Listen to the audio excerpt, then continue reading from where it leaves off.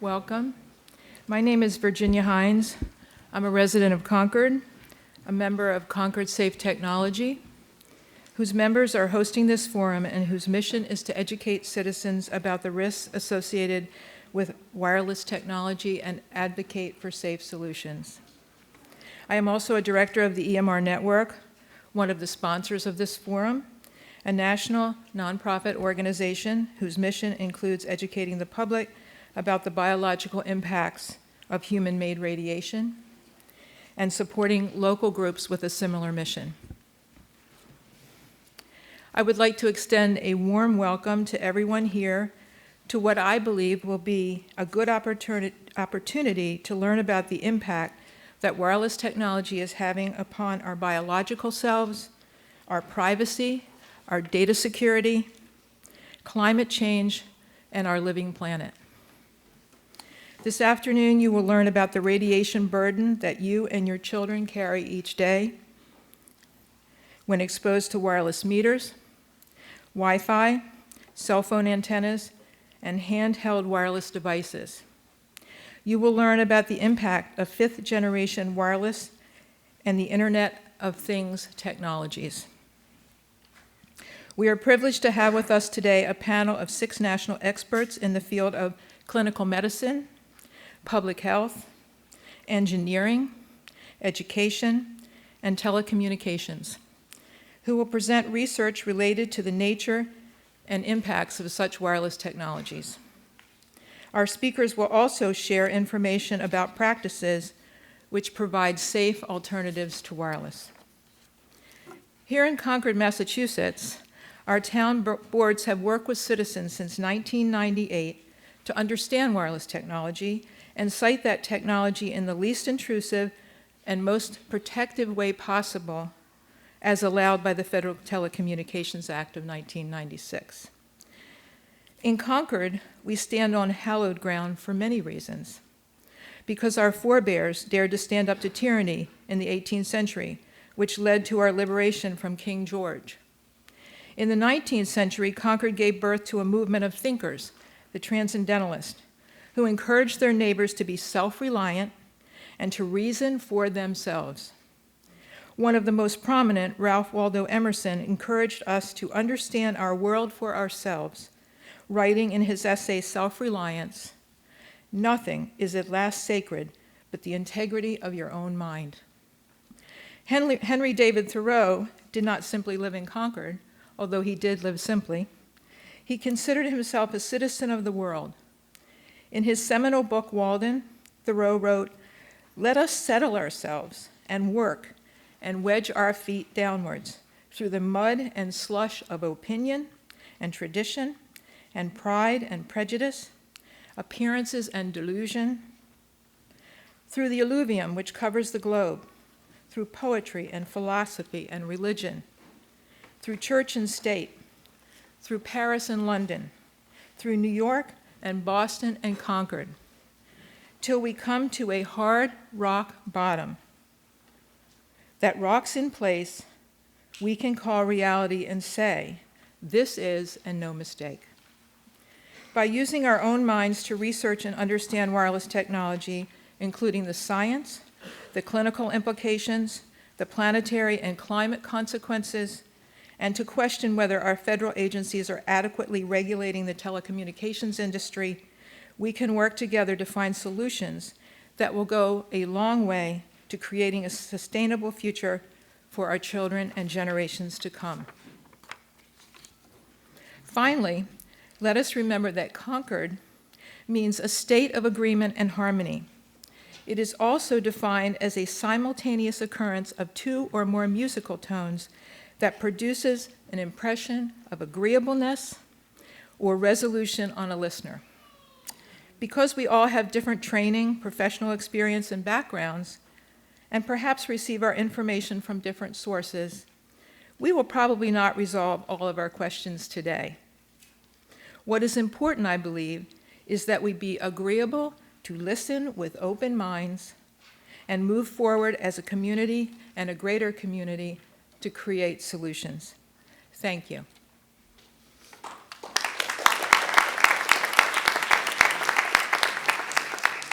A few housekeeping items. We will have a 15-minute break in the middle of the forum. The bathrooms are clearly marked and there's water available. You'll see a sign when you come in or when you came in from the main entrance where the bathrooms are. During the question and answer section of the program, you're welcome to come up to the microphone and ask questions of the speakers. You can also write your question down on the 3x5 card at your place, and those cards will be collected, and I will ask your questions of the presenters. Again, welcome to our forum.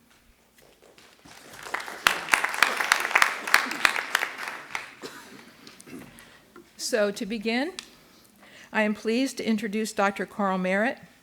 Dr. Merritt is the president of Dove Health Alliance, a researcher in electromagnetic fields and energy medicine, and former researcher in electromagnetic fields in the Canadian military. Dr. Merritt is also a senior research fellow at the National Institute for Science, Law, and Public Policy.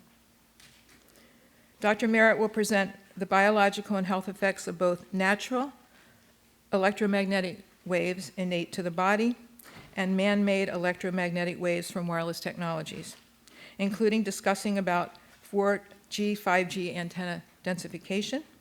He will describe the current health challenges of non-thermal electromagnetic fields, the proposed mechanisms of their biological effects, including the effects on body water. We will learn how wireless radiation has been leading to increasing levels of neurodegeneration in our population and why new safety guidelines must be implemented. Welcome, Dr. Merritt.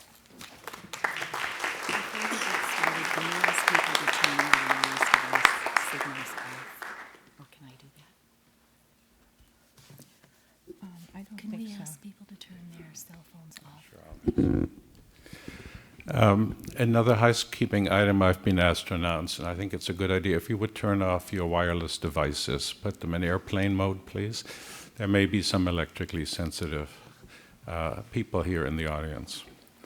Well, it's a great pleasure to be with you here today. I came yesterday from California, and it's warmer here than in California, so felt very much at home. My email was there in case you want to contact me, and I'm going to try to go fairly quickly. I'll also make the PDFs of this talk available so that you can watch them at your own pace later on. That way, as I speak fairly quickly about a lot of things in the short time I have, you'll get some idea about it. Well, we've known about electromagnetic problems really since the 60s. Alan Frey found that there was an effect called microwave hearing at non-thermal levels. You could actually hear sounds inside your head in the temporal cortex. He also found out that this radiation can affect the barrier that protects the brain, called the blood-brain barrier. We've known in the military about this since the 60s and 70s, and I'll show you how many studies are available about all of that. And the Bioinitiative Group, which is listed the website below, they've been compiling over 2,000 papers on this that are still contested in the general community, largely because there's a big influence from the telecommunication industry. Since 2011, we also have classified radiofrequency radiation as a possible carcinogen. Now, this debate started with Alan Frey, who was really saying non-thermal radiation has an effect, compared to Herbert Schwann, who basically said it's only a thermal effect, a heating of the tissue we have to be worried about. And this is written about in Senek's book called The Microwave Debate. And they also talked about how the Russians at that time had used microwave radiation on the embassy personnel of the US Embassy in Moscow. And if I have time, I'll mention that at the end some more. So the military compiled all of this for the Naval Medical Research Institute, over 2,300 references of the effect of microwaves. The Army similarly, and the Defense Intelligence Agency in '76. So we've known about these things. And technology has evolved from 1G, which was more analog, the old brick phones, to 2G, which allowed you to have flip phones and the old Nokia phones and so on that you could text with. Then it went to browsing and the internet under 3G, which was more broadband, and now it's advancing and rolling out to 4G, which is basically what's being rolled out right now, except with a lot more antennas. 5G isn't really here yet. It's still coming, although it's being really pushed by the FCC, by the current administration, and of course the industry, because there's a lot of money to be made. But 5G is going to bring the Internet of Things around, which is basically technology to connect all the machines together.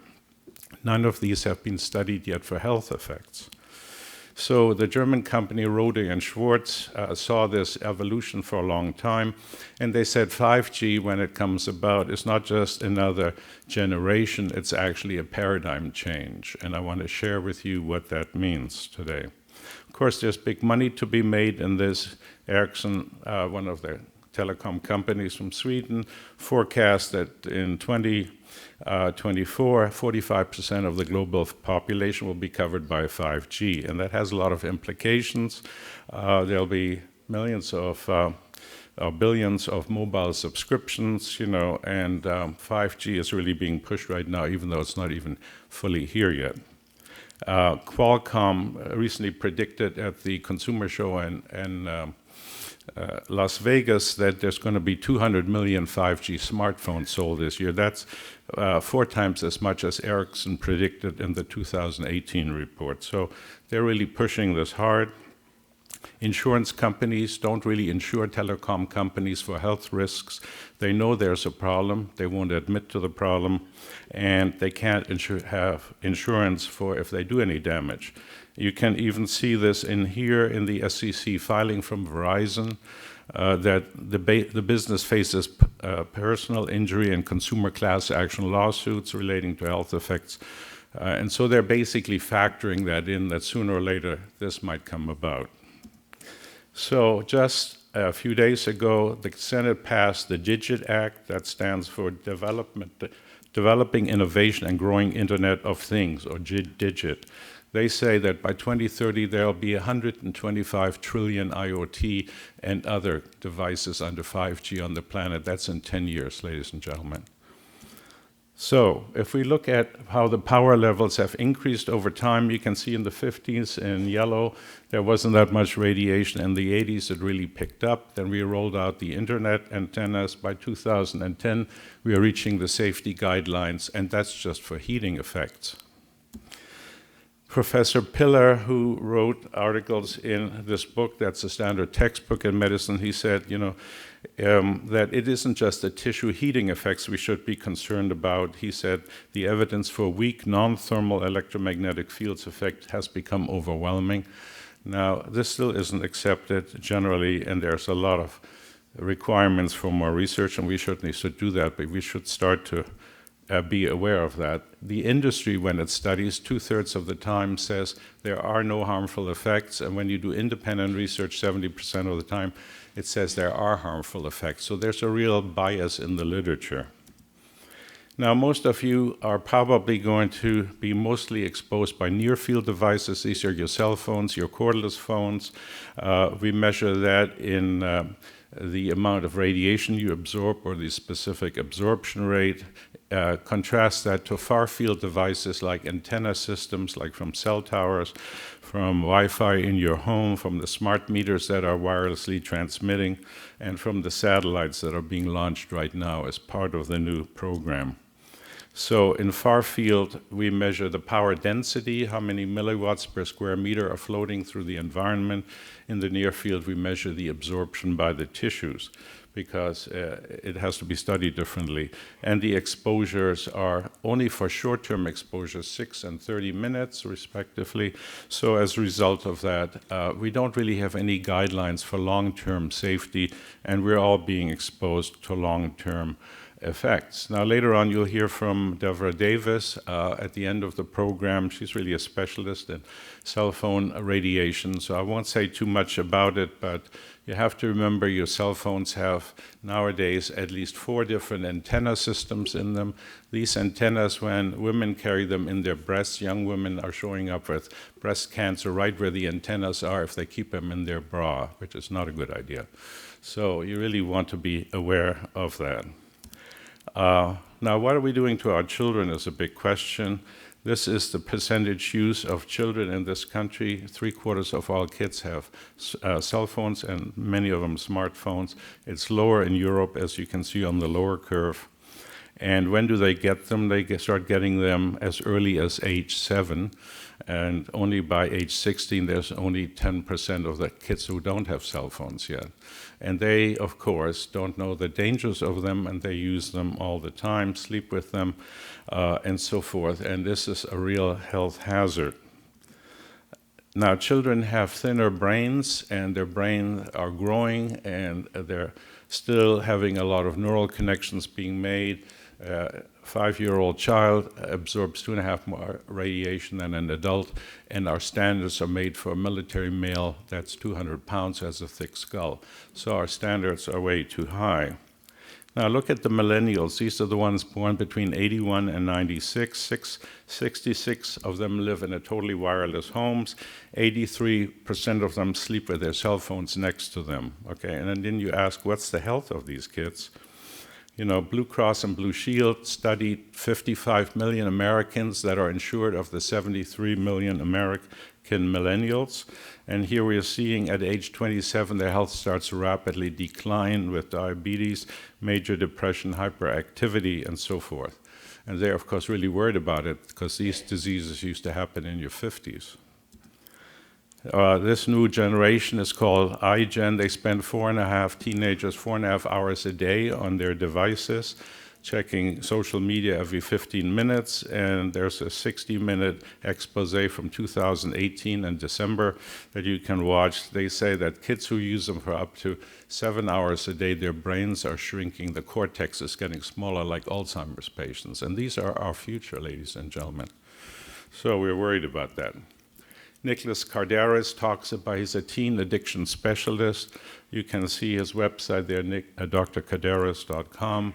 He recently spoke in San Francisco as well, and he said, look, kids are really addicted to social media, video games, of course, increase dopamine, and as much as sex does, so these people are playing video games. They're not having sex so much, as it turns out.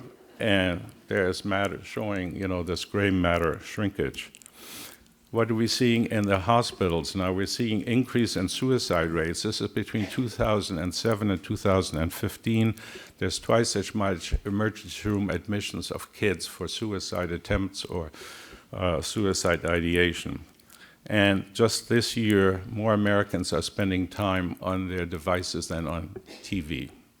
So we now have reached an inflection point. Now, I don't want to say too much about cell phones because we'll hear more about that later, but most of the radiation is on the prefrontal cortex, on the frontal lobe, on the temporal lobe on the side. That's where most of the radiation is absorbed. And when we look at brain tumors, like this study from the UK, you see a lot more absorption in the red line in the frontal and temporal lobes and less in the rest of the brain region. So when we talk about there hasn't been a big increase in brain cancer, you really have to look at which lobes have been affected. There actually has been a tremendous increase. The US government National Toxicology Program studied rats and mice and definitely said there's clear evidence that mobile phones that these rats and mice were exposed to are cancers of the heart, schwannomas that are fairly rare, cancer of the brain, the adrenal glands. So this was the largest study ever done by the US government. Cancer also can be affecting from radiation the parotid glands. The glands are in your cheeks. Oops. Sorry, we seem to have lost this. Okay, we're back. Cancers in the cheek, thyroid gland cancers, and breast cancers in women that have the cell phone in their bras and so on.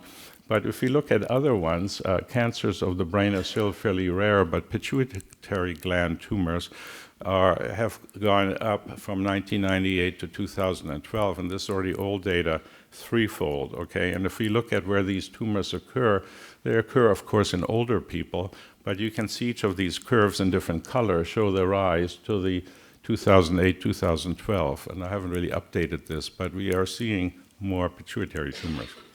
And these devices pulse all the time, as you can see with that graph here, and it's this pulsing that causes the problem.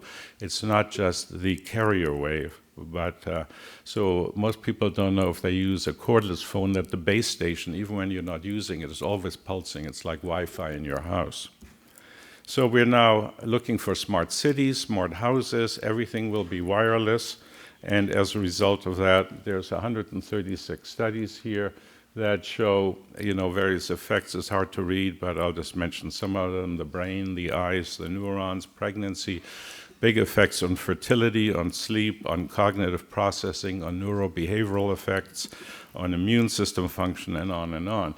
There are so many studies out there, but people are not paying attention to them.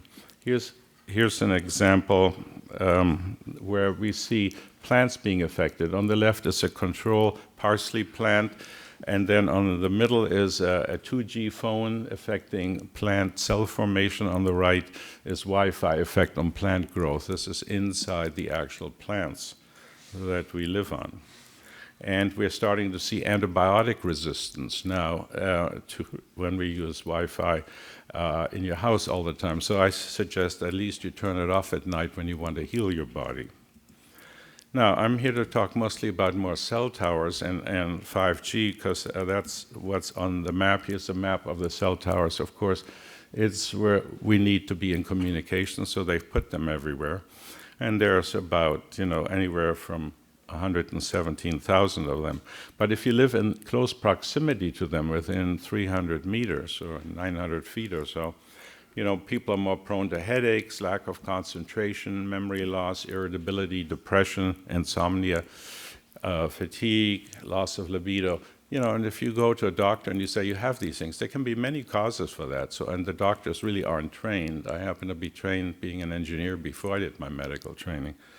So you can see here by the bars, closest are the highest, symptom being reported. So in red here, you see what's highest is fatigue, headaches, difficulty, concentration, memory loss. I can't tell you how many people I'm seeing in the last while, even young people have said they really have trouble remembering and having trouble sleeping and having trouble with having energy and motivation and so forth. And there's a video here that you can see on YouTube. There's two cell towers. They're only 40 feet apart, and the bees are dropping, just dying and falling to the ground right between these things. Very interesting video to watch. Then we've had smart meters. The smart meters have been installed in order to wirelessly transmit the data of your utility usage. That could happen just as easily with wired connections, with fiber optics, but they've elected not to do that. And here is what people report from symptoms from 2013, 210 questionnaires. Again, people can't sleep, have ringing in the ears, pressure in their head, difficulty concentrating, headaches, and on and on. 75% of these were women, 25% men. But it's not just in the US, in all the states, but they also studied it in Canada and Australia. And this study that was published in Alternative Therapies and Health and Medicine was a survey of 142 people in Australia. After the smart meter was put in, they had insomnia, headaches, ringing in the ears, fatigue, cognitive disturbances, the same kind of pattern. So we're basically heard from Mr. Wheeler, Tom Wheeler, who was a former industry lobbyist, groomed for the job, then put in as head of the FCC. And in 2016, he said, look, this is damn important. We have to get 5G, and we're going to give the telecom industry free rein how to make this happen. And he said, sorry, I don't know why this keeps stopping off. He said that we need 800,000 small antenna systems, 5G, and by 2025. Now, just to put that in perspective, compared to what we have now, that's 6 times more antennas about to be rolled out in the next 5 years, okay? And these are small distributed antenna systems that are fit on lampposts and so forth. Now, the FCC, as Harvard Center for Ethics has shown, is a captured agency. It's beholden to the industry to a large degree in its regulatory rulings. And if we start looking at how this is going to look in the future, these colored dots on the bottom there would be all the cell towers from all the different carriers that are on the different utility poles, as often as every 300 feet. Okay, and this is what they kind of look like. You can see them on various utility posts, lamp posts, and so on. Here's one outside of a bedroom in San Francisco. Now, you're going to have this 24/7 radiating into your bedrooms. And they can, here's some on the top there, you can see several utility poles, certainly several per block, will be installed. And they have lithium batteries on the curbside. If a truck runs into them, they could explode. You know about lithium batteries being flammable if they short circuit and so forth. So in California and Huntington Beach, they plan to put in these new fusion poles. You won't even recognize them. They're 5G. Okay, they're the base in the bottom and the antennas are near the top. So what's really here right now is what we call long-term evolution, or 4G, which is now called Advanced Pro, and it's a stepping stone. What's being installed right now is 4G antennas that will have some of the characteristics, but not all of 5G. And the key elements of 5G is that they'll have antennas that have multiple antenna systems that can shape a beam so it can directly go to your cell phone, your IoT device, in order to be acting somewhat like a laser beam. It uses what's called phased arrays that can steer the beam. This is the very thing we did in radar technology, steering a beam directly to a target. And you will be carrying your phone, you'll be always in contact with your phone. The phone will give you better reception, but the health effects of that are perhaps very significantly increased because you're going to be using a very bundled beam going in your direction, and it'll start using higher frequencies. Now, this higher frequency spectrum is called the high band, and it'll be, right now, most of our cell phones communicate. Well, some of 5G goes down to 600 megahertz, which they're using that part of the spectrum that the TV's channels gave up. But now we're going to go up to a type of millimeter waves, very small, fraction of an inch, that will directly interact with your subtle body, with your acupuncture meridians, potentially, with your sweat glands and so forth. And they've released these in 2016, and they're assigning all these frequencies in auctions to the different carriers up to 71 gigahertz. And this is unstudied, and it ought to be studied before it's released. Now, the difference between, say, 4G at a lower frequency that we currently use is that 5G has a much smaller wavelength, as you can see on the bottom picture, and so it gets reflected from buildings, it gets reflected from foliage, from trees, and so forth. So therefore, we need a lot more antennas to keep the coverage intact. And as I said, it may interact with your body in unexpected ways. These active phased array antennas, as you can see in the picture on the right, the signal won't just go out omnidirectionally in all directions equally and decreasing with the square of the distance as it normally does. They'll be actually bundled and keep the cell phone signal very strong towards your device. And as you walk around, you'll be tracking. But as you can see, what these things look like, these are these new 5-antenna systems in Oregon. One company is called Radwin. They call it jet beamforming technology. They haven't studied any of the health effects of this, but this is what it looks like. A beam is sent in blue to the target. That beam has a central lobe, as you can see, the longest on the bottom right there, the longest lobe. But it has side lobes, as this kind of technology does, and those will radiate in specific directions to the people who are standing there. Anyway, you can watch this. The idea for that is a great engineering idea. From a health perspective, I'm very much concerned that this may lead to long-term imbalances that we've already seen. And then Elon Musk, with the Starlink system, is launching satellites. We've launched 180 satellites, the last one just last week, last 60. They hope to launch a total of up to 42,000 satellites for 5G. They'll use the same technology beaming down on Earth, and Amazon is getting into the game, and OneWeb. So we're going to be surrounded by satellites beaming 5G signals down wherever you go in this country. And there'll be ones in embedded roadways, 5G. This is a British company called Valorant, so that your smart cars can stay. So whenever you drive along, you'll be irradiated from all directions. Now, there was a paper in Health Physics in 2018 that actually, and these are the biophysicists that look at this, and they said, look, this 5G will be transmitted like all radiation in bursts, but it's so bundled and strong that it may lead to a much higher peak-to-average ratio of almost 1,000 times more. And these peaks, these sudden transitions is what's biologically, it's not just the carrier wave and the averaging.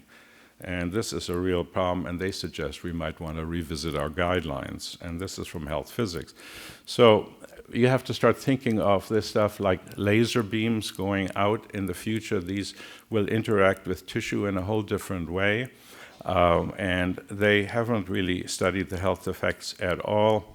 And these RF exposure guidelines, that we have are probably not really effective at all for that. So they're outdated. They haven't been revised since 1996. At that time, we had a much lower radiation level. We ought to be looking at this because other countries like Russia and China and Switzerland and Belgium, they have 100 times lower exposure limits than we have, and they have not allowed this to be rolled out. So here's on the left what our thermal guidelines are. If you plotted it linearly, and you can see a very high graph, and then down below are much lower levels that are recommended for safety, and you see they're 1,000,000 times lower. But even if we lowered it 100, 1,000 times lower, we would really protect our population. So when the government, through Senator Blumenthal from Connecticut, asked, the industry, what studies have you done before you rolled all this out? They said absolutely none. So he said, we're essentially flying blind here in health and safety, aren't we? And that's exactly the condition today.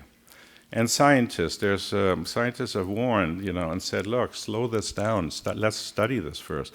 The studies can't keep up as fast as the technology is being rolled out. So the scientists are always behind the curve trying to do the latest thing. And 5G hasn't even fully been implemented, or the guidelines haven't even been set for it. But 261 scientists from 41 countries said, look, we have to change this and use the precautionary principle. It's unethical to ignore the available evidence, is what the doctors for the environment already said. So Belgium slowed it down because they said it's too high. Now, what part of your body gets hit, especially the brain, the eyes, the thyroid, the heart can be affected, the reproductive system, oxidative stress in the body is a very common effect of this. There can be DNA damage in single and double strand breaks. There can be interruptions to the normal programmed cell death called apoptosis, and ultimately there are many studies showing with cancer. But what really concerns me is the amount of neurodegeneration, how the minds are being affected. This is a study for over a 20-year period to 2010. That's already 10 years old. Now, in women over 75 have almost 6 times as much neurodegeneration that they're dying from. In men, it's almost 3 times as much. So we have unprecedented levels of neurological disease in older people now. And especially what's affecting it is the mitochondria. These are the energy-producing parts of your body. And these illnesses include Alzheimer's and Parkinsonism and panic disorder and major depressive episodes and so on. And if we just look at where neurological death is occurring on the planet, you can see all the industrialized countries in red here, where all the cell phones are being used, are the primary being affected. And in fire stations, when California tried to pass a bill in 2017 called SB 649 that Governor Brown vetoed after we sent out a lot of reports that this could be damaging to slow down the rollout of this 5G. Fire stations were already exempted from this because firemen and people living in firehouses that had antennas on top of them, they all had problems answering 911 calls. And when Gunnar Heuser, a doctor at the UCLA Brain Research Institute, studied these people, you could see they had problems in their brain with functional MRIs, and he called that toxic encephalopathy. Now, these people lived right under a cell tower. So some of the biological effects include things like oxidative stress, mitochondrial damage, membrane leakage, the cells are stressed with heat shock proteins, there's DNA damage, and calcium channels. And that's because we have biological windows that Russ 80 already discovered in the 80s. And these don't require high-intensity radiation in order to trigger them. Low levels at the right frequency and the right patterning would be the effect. So there is oxidative stress, which is like essentially free radicals, which cause a form of, you could think of it as rusting, because rust is an oxidative stress of iron, as it were. And the studies are really quite conclusive how big an issue it is. And I'm sure we'll hear more from Dr. Haru about that as well. Mitochondria are the power plants of the cell, and they're especially important in the brain and the heart, and this is what gets affected. So here you can see oxidative stress, fatigue, headaches, sleep disturbances, low amounts of melatonin produced in the brain, some studies, neurobehavioral effects, memory issues, reproductive effects. I want to just give you an overview of what's involved here, okay? And we also have crystals in the brain that are called magnetite. There's 5 million crystals in every gram of brain tissue, 100 million crystals in the covering of the brain, the meninges. And so these directly resonate to EMF. That may be another mechanism. Martin Paul has suggested it happens through voltage-gated calcium channels. We have these in all the cells of our body, but especially the brain. And calcium is a trigger for the cells, especially the neurons, to fire and so forth. So when we interrupt these, then we have a major interruption of brain processing. Now, a lot of people are becoming electrically hypersensitive. It's estimated between 3 and 8% of the general population, but maybe a third of the population is already moderately sensitive without knowing. They have these symptoms, but they're not aware that this might be caused by electromagnetic radiation. And they complain of the very same things I talked about before: fatigue, headaches, depression, memory loss, nausea, sleep disturbances, sort of vague symptoms. But I have many clients who had to leave Silicon Valley because they're electrically sensitive and can't live there anymore. And I just want to say 1 or 2 words about water. Maybe you can answer more questions about it. But, you know, water absorbs electromagnetic radiation. It's in our atmosphere. Of course, it's in our bodies. 99% of all the molecules in our body are water molecules. We're 70% water by volume. And so 5G is basically affecting that, but it's happening through quantum physical process, through what we call biological coherence of the water molecules inside the cells.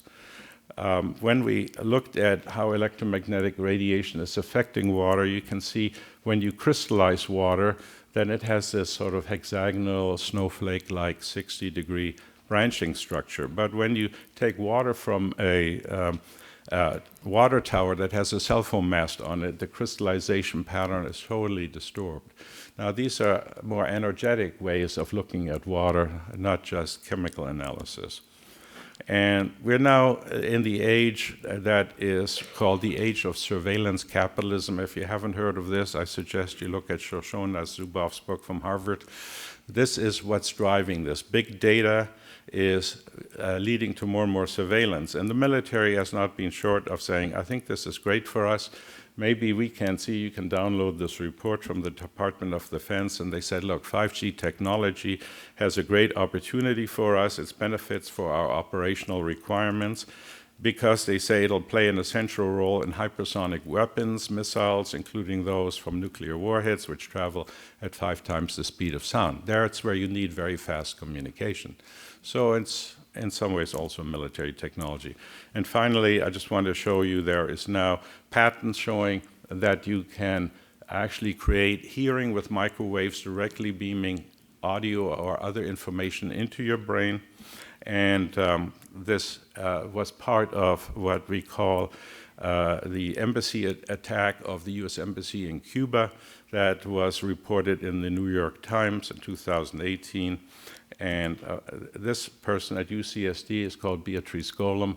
She said, look, all of the symptoms that these people had, and that's why we closed the US Embassy in Havana, is because this is all microwave-related issues. So Rudolf Steiner, who some of you may know about, started Waldorf education and other things, said, "This life of men in the midst of electricity, notably radiant electricity, will presently affect them in such a way they will no longer be able to understand the news which they receive so rapidly.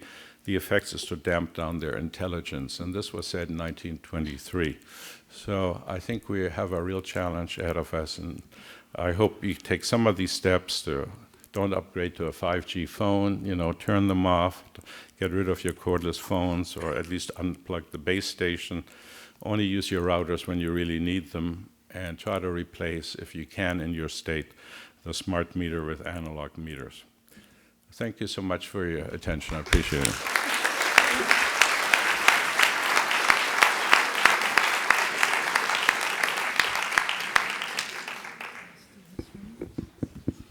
Thank you, Dr. Merritt. I'm now pleased to introduce Dr. Paul Haru, an associate professor in the Department of Epidemiology, Biostatistics, and Occupational Health at McGill University School of Medicine, Canada, where he is the current Occupational Health Program Director. Dr. Haru is a scientist with experience in physics, engineering, and health sciences. The title of Dr. Haru's talk is Health Perturbations of Wi-Fi Radiation in Schools and Homes. He will speak about the pulse nature of Wi-Fi radiation and the two main impacts presently recognized in children, namely cancer and effects on the nervous system. He will also discuss the numerous observations on memory, behavior, and attention that have been made. Welcome, Dr. Haru. Thank you very much.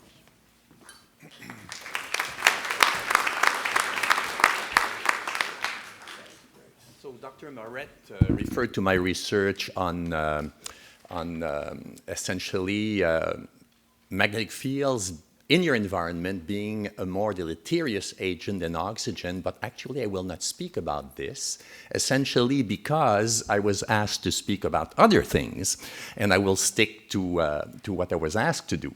So I was asked to talk about irradiation from Wi-Fi in schools and the possible consequences that this might have, as well as to why the Federal Communications Commission, this is your commission, does not protect you. How all of this happened? Well, the second question is actually easier to understand. So, why the FCC does not protect you? Why could that be? Isn't that their function? But actually, it's a spectrum allocation agency. They don't have any health specialists. And it all has to do with this. You might recognize this as an atomic bomb. And to understand how we got to where we are today, you have to have the perspective of history. Some will tell you that the present limits for electromagnetic radiation are based on heat. But actually, heat is a placeholder for war. At the time that the limits were set, the Cold War was in play.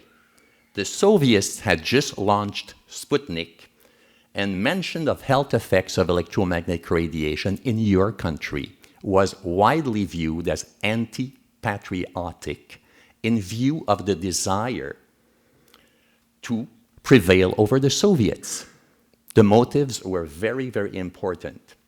War critically depends on radar and communications.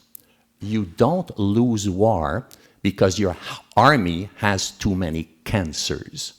You lose wars for other reasons. If you don't believe that this is true, I submit to you this slide. This is the committee that set the ball rolling for industry in 1966.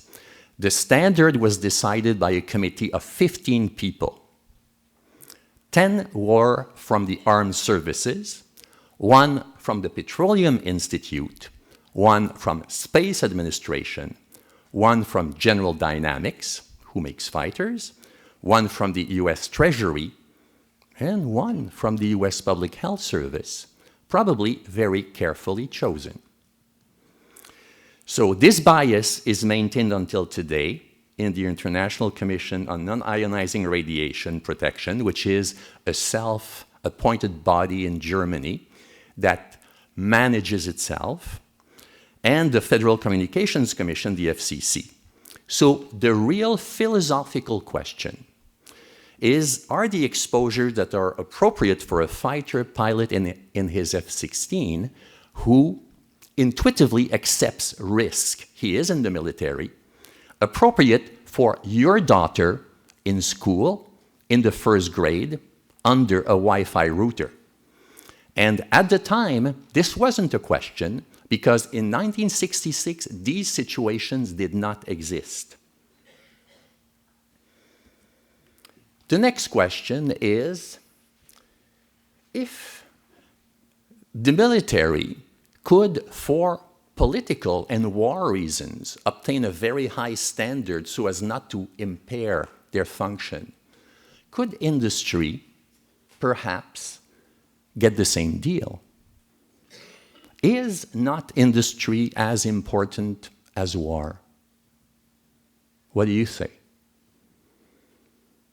Economic development is very, very important, isn't it? So what place do we want to give to this as compared to health? So at the top you see here a logo from the Institute of Electrical and Electronics Engineers.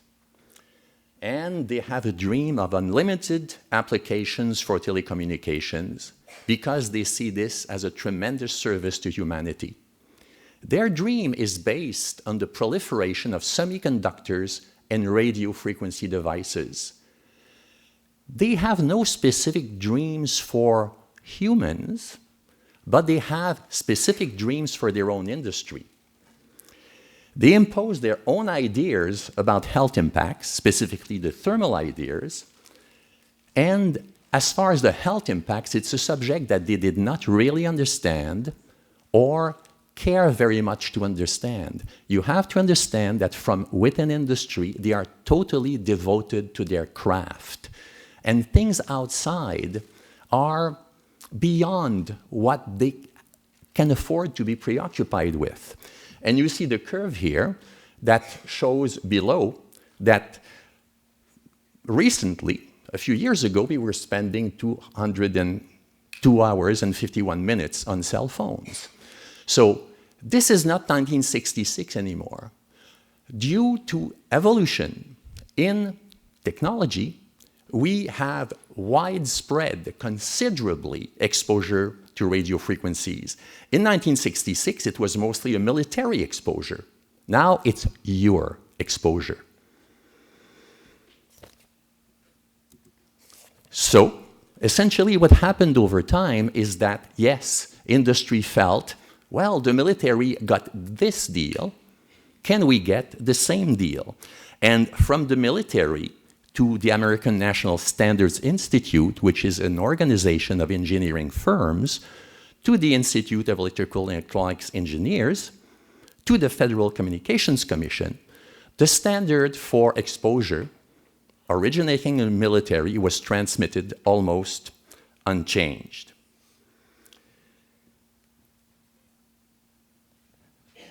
So, what can we make of this? This is not an old story. This is a new story, sorry. It is a very, very old one. You know that guy? He is the priest of capitalism, the one who determined that let industry go and let industry flourish. It will be best for all of us. And we know that we need a flourishing industry. But do we need to leave industry to do whatever it wants? If you see at the top there, you'll see that industry wants to widen the market.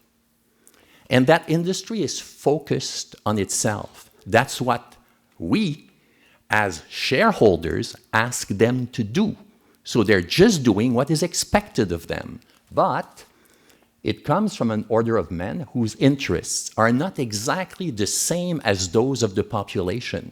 They aim to sell products. So, merchants and the engineering community are not busy defending your health in spite of their public relations comments. They are completely focused on expanding their business. And Adam Smith told us, never let the merchants make the rules. But I would call the IEEE and the FCC the merchants in this case. We've been through things like that before. And apparently we don't learn very, very well from this situation. So the first on the left here is a Bobby in London. Well, for a long time, there were very few smokestacks in our environment, so dilution of industrial contaminants was great. So there was no impact on us. But in 1952, there was the killer fog in London where 12,000 people died within 4 days. And that awakened people to the idea that perhaps all of this trash in our air is not very good for us. And since then, we have expanded on this knowledge to know that, yes, it is very, very bad for us to broadcast trash in our air. Okay, you've heard about lead. Well, General Motors' policy in 1921 of supporting the inclusion of tetraethyl lead in gasoline instead of ethanol. As a result, 15 million of your children lost about 10 IQ points. Will this corporation ever be held accountable for this? No. At that point, they must have known. They knew that this was going to happen, but ethanol was not patentable. The victims are your children. So, should we have introduced ethanol in 1921? I believe so, and I believe that General Motors would still be flourishing right now had it done so. I have a GM car. I love it. There's more than one way to develop things. So these children have permanent losses in IQ. They have hyperactivity, behavior, and learning problems that will not go away ever. So many substances have heavy public health impacts that rarely show acute evidence of toxicity at low levels, otherwise they would be classified as poisons. Just like global warming, global microwaving, which is about to happen to you, and obligatory global microwaving, because it's going to be in front of your house, is happening. So, exposure to electromagnetic radiation of all sorts have been happening over the last 100 years. And with the pulse electromagnetic radiation that you've had since the second generation of cell phones, the effects on you have increased. However, I would say that they have been present since about 1900. And so we are dealing with a real problem that in 1920 did not have the means to acknowledge, but that we can measure now. Turning back to the second question, Wi-Fi in schools, libraries, and our homes, where do our children go to be safe? So, in classrooms, in libraries, in administrative offices, isn't it convenient to install a router and to get Wi-Fi? And like any marketed device, wireless has been promoted as the wondrous new tool of education. It will make your kids smarter, faster, with less cost. But this was not demonstrated because this was introduced. It was accepted because you all like to have new tide and something new to be purchased. We are programmed by our television, by publicity, to accept innovation as positive without having it, I would say, vetted beforehand. So, what is the situation in schools? Well, all of these locations can be potentially filled with electromagnetic radiation. And in fact, the radiation in schools can be so strong that in some cases it will approach the FCC thermal limit. Why is this? Well, this is taken from the website of a company who promotes installations in schools, and what they say is that, well, the solution must support relatively high numbers of connections, typically 30 computers in a classroom, communicating, say, with one Wi-Fi router. And in addition, if you want to use these XO laptops, they have a collaboration capability with their little ears that you see there, where they will not only communicate with the router, they will communicate with each other. And they have a capacity for as many as 99 others to communicate with. So it's not really a surprise that, and also it is suggested here that if this isn't enough for your class or fast enough, we can put more routers in a single class. So I have not measured this personally, but some people have, and they say the FCC limit is practically reached. And this is the thermal limit that says that essentially heating is a problem, not to speak of all the other problems. So under these circumstances, what can we make of Wi-Fi in schools? For children, it is clear to me that if radiation is a risk, and if you think of these extreme configurations, you can't accept to have it. You would wire all schools. But I am a university professor. I teach graduate students. So what do I think of this situation, Wi-Fi in schools? Personally, in my class, we have Wi-Fi. So I go in front of an audience, and they all have computers. I can no longer be certain of their attention. Classrooms were meant to keep people together on a single subject that was brought to them by a teacher. I thought that was the case. I don't teach students in an amusement park, but having Wi-Fi in class makes this entirely possible. This is the first effect that is deleterious. I spend most of my time wondering whether I'm entertaining enough for the students in front of me. Secondly, the internet in class, it does one thing that's very critical. It cheapens knowledge because you can input a few words and you've got information immediately. So what this does is that since there is no problem with accessing information, why do I need to acquire it? So internet makes it easier for students to look smart, but it makes it harder for them to be smart. And I think that's very important. So, what is the health evidence that this radiation actually does something to these kids? Well, it's time of exposure multiplied by the intensity of the exposure, multiplied by the susceptibility to damage. So one question is, are children more susceptible than adults? Maybe it's the case. Well, the American Academy of Pediatrics in 2013 petitioned the US Federal Communications Commission, the FCC, and the Food and Drug Administration to reassess the safety of electromagnetic radiation, and they have refused openly to do so because they think everything is fine. Everything is fine for who is the question. So Dr. Moret has already shown something like this, that an adult has this kind of penetration, a 10-year-old child has this, and a 5-year-old child has that in terms of radiation exposure. So the criteria that are based on heat, this is an assessment of a cell phone here and the heat, and this is an assessment of penetration of albumin in the brain. Penetration of albumin in the brain is a symptom of brain pathology. The pattern of this and the pattern of this, you see here these dots, this is the control, this is the exposed. Dots show penetration of albumin.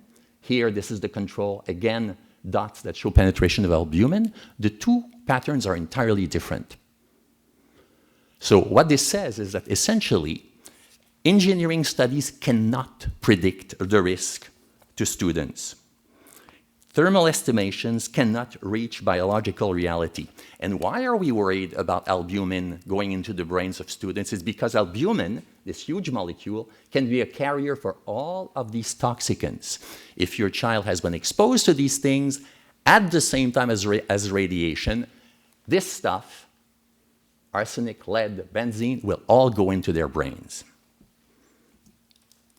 Electrosensitive people, you know there are some in your community, but there's relatively few of them. Why would we care? It's their problem. They are the ones that are sick, aren't they? This is a young girl in Oregon who survived because she changed school after Dr. Paul Dart in Oregon found out that she was electrosensitive, and moving to a school without Wi-Fi solved her problem entirely. So there's lots of studies on the effects of microwave radiation that are very, very convincing on learning and memory in the rat and changes in the hippocampus, the site of memory, oxidative stress, apoptosis, and energy metabolism. With 1 minute remaining, I will fly through these things. You see, maturation of neural cells is abnormal. You see, apoptosis, which means destruction of cells in the nervous system, is enhanced. Changes in the structure of the memory centers of the brain are there. And if that weren't enough, epidemiological studies say that it gives you headaches. Oh my God. So all the signs are there. We have a population of people who can't tolerate this radiation. It gives you headaches. And we have plenty of studies showing that it's deleterious. My colleague Anthony Miller is really worried that between 0 and 4 years old to 2010, we have an increase annually in tumors of the central nervous system and malignant brain tumors. So it's going up in your children. And altered gray matter volume and white matter integrity in cell phones. Okay, I'm going to go to my conclusion. This is the class that represents a bunch of students. You see they're in a wireless school, but I want to represent this as a group of studies. Now, one of these students is electrosensitive. One study says that this student has to go elsewhere to another school. These 3 students, they have memory impairment. They don't learn as well. Who will know about this? What industry is saying is that as long as all the studies don't concur to measure the same things, we shouldn't act. In other words, let's wait till they're all electrosensitive, all dumber, and maybe then we will have indexes that will detect this effect and will do something about it. And science is clear. There is no doubt about the deleterious effect of this radiation. It is being stopped by the foothold that industry has gained on regulation. Thank you.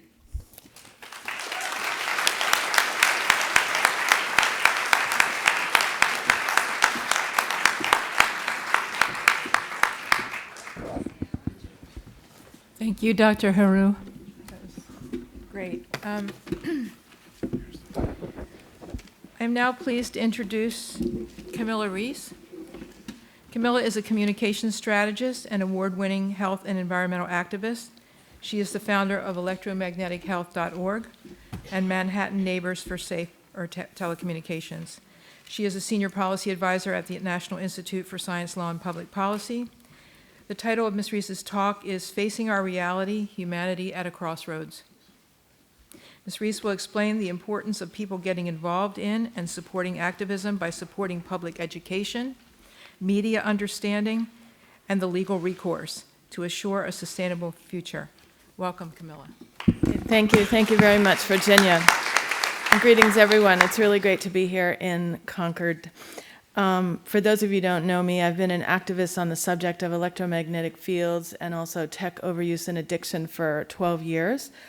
And I speak to you today both from the perspective of somebody who has studied the science on the subject and the clinical ramifications for 12 years, but also as somebody who has been injured by electromagnetic fields. I deeply empathize with the people today who are hurting and on the periphery of society, unable to participate in the ways that we take for granted. People who can't take a job in a wireless environment, bright students who can't concentrate in schools using Wi-Fi or when they're doing their homework at home on a wireless connection, or people who can no longer socialize with friends like they used to because of the ever-present cell phones, Wi-Fi, and wireless infrastructure all around us, and people with chronic illnesses that never, ever recover because of this increasingly pervasive and little understood invisible stressor. I have a sense also of just how bad it's going to get for those who are already impacted by the present exposure levels. From the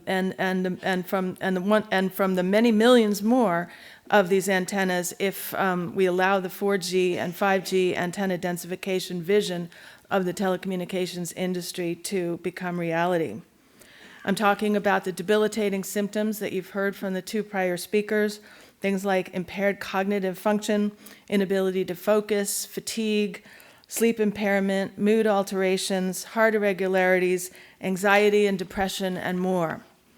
These are debilitating symptoms that an estimated 3 to 8% or 10 to 25 million people in the US are already experiencing today in a serious way from Wi-Fi in our homes, neighborhoods, schools, offices. I'm also talking about the symptoms that over 100 million people, as one of the prior speakers mentioned, those who are mildly symptomatic, like people who might know that they get a headache from their cell phone. Mild, but usually worsening over time with time and with the addition of new sources of exposure. I have experienced many of these symptoms myself. I became debilitated 12 years ago when I was sleeping on the other side of the wall from a neighbor's wireless router. New neighbors moved in, they put the router on the other side of the wall from my pillow. And I was fortunate that I was able to figure it out when nobody really knew about this subject, and fortunately greatly recovered.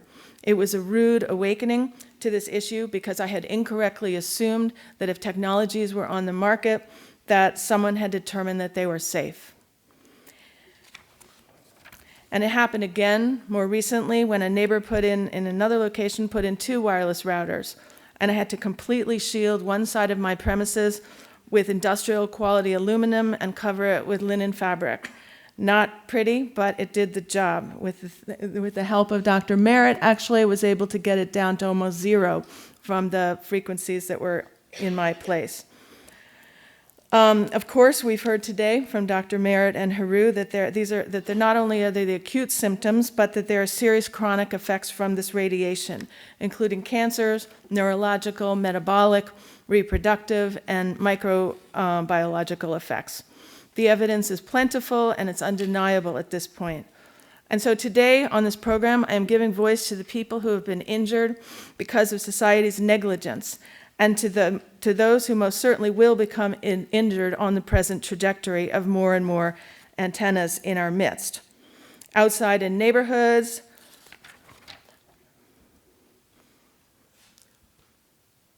on buildings, in our skies with the launch of, now the number is 50,000 satellites going up that will transmit wireless from space, as well as antennas inside from the no value added, wholly unnecessary, I call it surveillance electronics network in development known as the Internet of Things. Even former CIA Director James Woolsey called this a stupid, stupid thing and said we're going to be spied on by our dishwasher. Tom Wheeler, let's see if we can make this work, who was the former chair of the FCC. We'll just listen to him for a few minutes. If something can be connected, it will be connected in the 5G world. Hundreds of billions of microchips connected in products from pill bottles to plant waterers, requiring massive deployment of small cells. We won't wait for the standard. Now, to make this work, the 5G build-out is going to be very infrastructure intensive. We must reject the notion that the the 5G future will be the sole province of urban areas. The 5G revolution will touch all corners, and that's damn important. Okay, I'm just going to stop it there.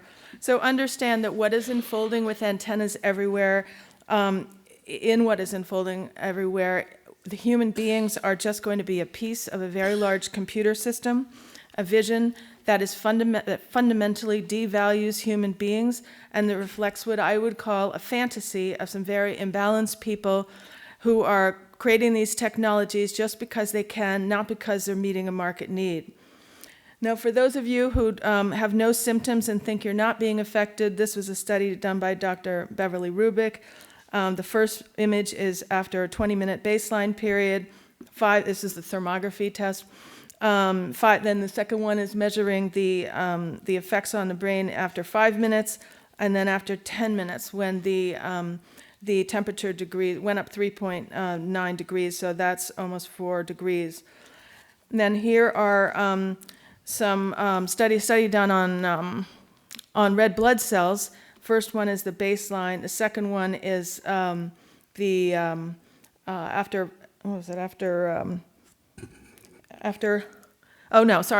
second one is after being held, a cell phone in a bag, in a backpack, not actually used against the head, where you see the cells starting to clump together. And the third one is after actively using the cell phone against the head. The blood cells are getting sticking together, creating a dangerous picture. And then she looked at, well, where is this happening? Is it happening at the extremities?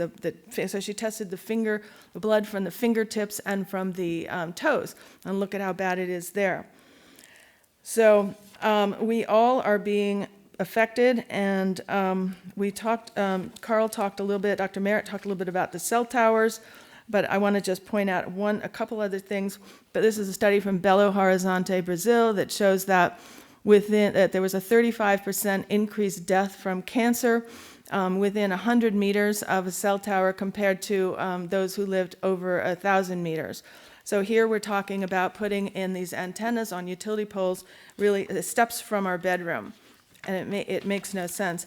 This is a good image from the movie Full Signal. If you haven't seen it, it's worth seeing. In Yusfi, Israel, where a doctor got concerned because there were so many increased incidences of cancer, he plotted them out by their address, and it turned out that all the with one or two exceptions, all of the incidences were in the vicinity of where the antennas had gone up. Carl talked about the kind of effects we're seeing. I'll point out also, this was a study I was involved in, effects on the heart. In this study, 40% of the subjects showed heart irregularities after exposure to, it was a portable phone, but same frequency as Wi-Fi. This particular one, the heart rate almost doubled. So we have to remember that this radiation is biologically active. It is not static, and it's comprised of pulsing and peaks and different signaling characteristics and new signaling characteristics that are coming with the 5G as well. And we forget this, or maybe we were never taught it, but we really need to start focusing on it today. And beyond the fact that we're electromagnetic, we should, our brain, our heart, every single cell in our body runs on electrons. But beyond that, as Dr. Merritt said, we're also water. 99% of the molecules in our body are water.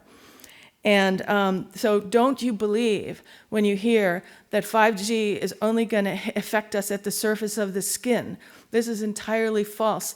This is propaganda that was put out early in the propaganda on 5G to make us think that there wasn't a problem. It's actually affecting the water in our bodies, creating incoherence, and with many downstream biological effects. And I can tell you that telecom industry insiders looking at the effects on water are gravely concerned about 5G.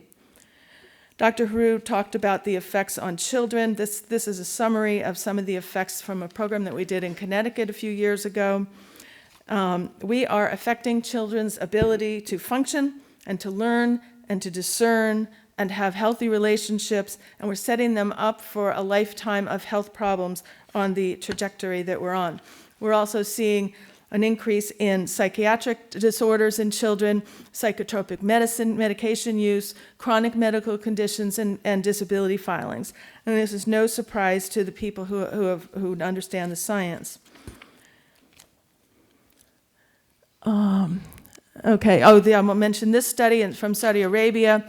They did a study. There was a cell tower, 2 schools, one tower stronger than the other tower.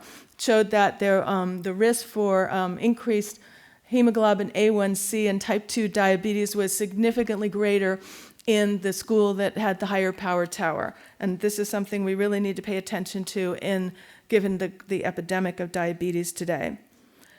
And of course, then there are the mental health problems from the technology that we see all around us beyond just the biological. I think what's happening to the fabric of our society. We all see it. It's undeniable. And a big question is raised when we start to look at the amount of time that we actually spend online.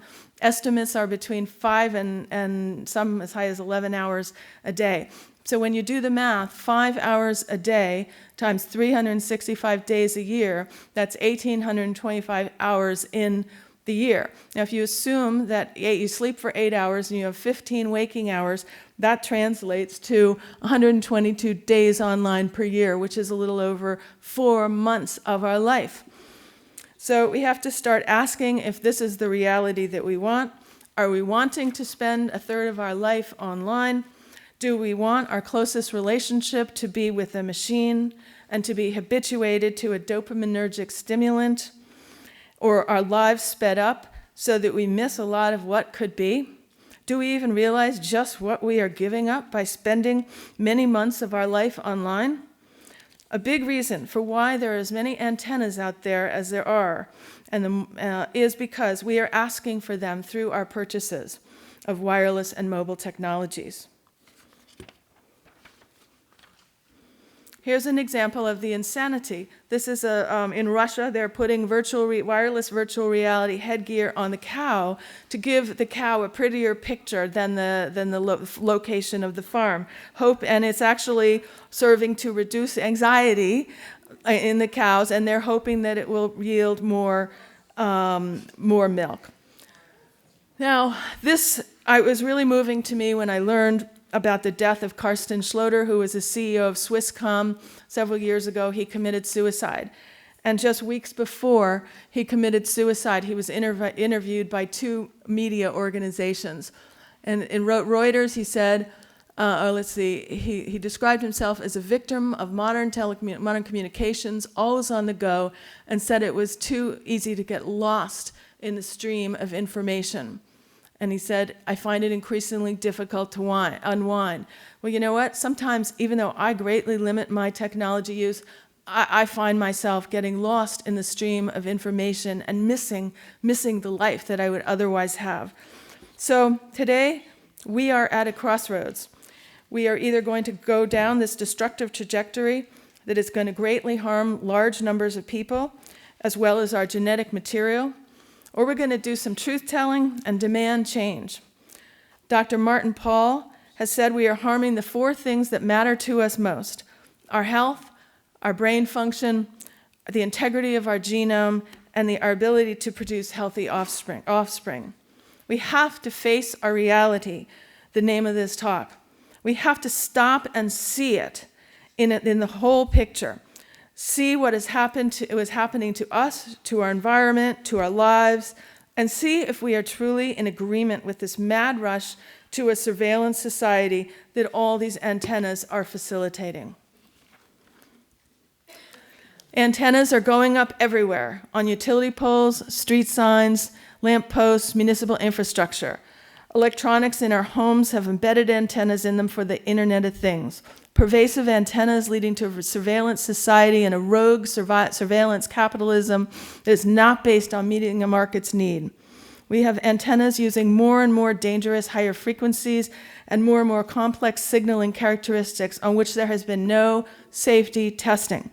We are dramatically increasing energy usage to power all of these antennas and the data centers, when faster, safer, and more energy-efficient alternatives exist that you're going to hear about from Dr. Sheckly next. And we have technology becoming increasingly immersive with virtual reality, augmented reality, as well as invasive with implantable wireless technology and a long-term vision of the merging of man and machine. In addition, we're agreeing to the personal tech risks. We're agreeing to the programming that's designed to addict us. We know that. To the screen effects, like the lighting and the flicker and the effects on our eyes, that's well known. We're agreeing to being in an overstimulated state, to the immersive nature of these experiences and the blurring between reality and virtual reality.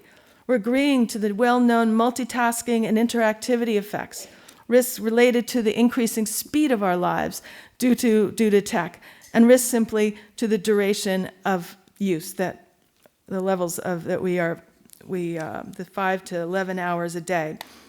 So we're on a destructive antenna densification trajectory with a total lack of consciousness about the biological and health effects of radiofrequency radiation and other technology risks. We're turning a blind eye to the loss of our privacy, to the environmental effects, to the uglification of America, to the energy utilization, to the effects on future generations, to the impacts of all of this on healthcare costs and the economy, and to the effects of radiofrequency radiation on planetary communication systems by way of the water that Dr. Merritt described. It's programs like today in Concord and this program that give me hope, if we can possibly play it. These were children in Ireland protesting recently. 6 counties in Ireland have banned 5G. So, as you've heard today, we have to face the reality that the U.S. Government has known since at least the 1940s, if not earlier, that radiofrequency radiation was dangerous, and yet has allowed a multi-trillion-dollar industry to emerge. They've allowed the FCC to use fraudulent safety guidelines that only protect against the heating effects, but yet they know that the radiation is linked to cancers, neurological problems, all kinds of problems. Our government knows this, and yet they have been providing cover to the telecom industry by allowing them to get away with these inadequate FCC guidelines. Actually, let me see if I can go back. So 49 years ago, in 1971, the Naval Medical Research Institute report showed effects. In 1981, NASA report. In 1993, an FDA internal memo showed that admitted that microwaves accelerate cancer. In 2002, an EPA letter affirms that the guidelines, FCC guidelines, are not protective. In 2011, an NIH and Department of Energy study showed cell phones affect the blood glucose metabolism in the brain. The Department of Interior has said that the guidelines are 30 years out of date and no longer applicable as they do not protect wildlife. And recently, we heard about the National Toxicology Program. So, our FCC guidelines continue to be a fraud and offer the telcos protection from liability. We know the Harvard report Dr. Merritt mentioned that our FCC is a captured agency, and this was from a report. You can find it online. They have the same playbook as the tobacco industry in all these different ways. And we also know that 11 international agreements are being violated by 5G, development of 5G. So, and in addition, we know that there's an alternative to all of this antenna densification. We publish a report, Reinventing Wires, The Future of Landlines and Networks, authored by Dr. Sheckly, who's with us today, explaining how we need to create advanced communication systems that are fast, that are secure, that are, in fact, it was argued in this report from 13 different angles, not only one of which is health, but from 13 different angles. Each one of these reasons on their own is enough to say we should be using hardwired communications. So as I close, I want to just play this one video. This is, if we can, hold on a minute. This is, okay, there we go. This is Dr. Magda Havas from Trent University in Canada. She's measured the frequencies coming off of life, off of a plant. In this case, it's an aloe vera plant, and synthesized it so that you can hear it. These are the frequencies from nature that we were born into.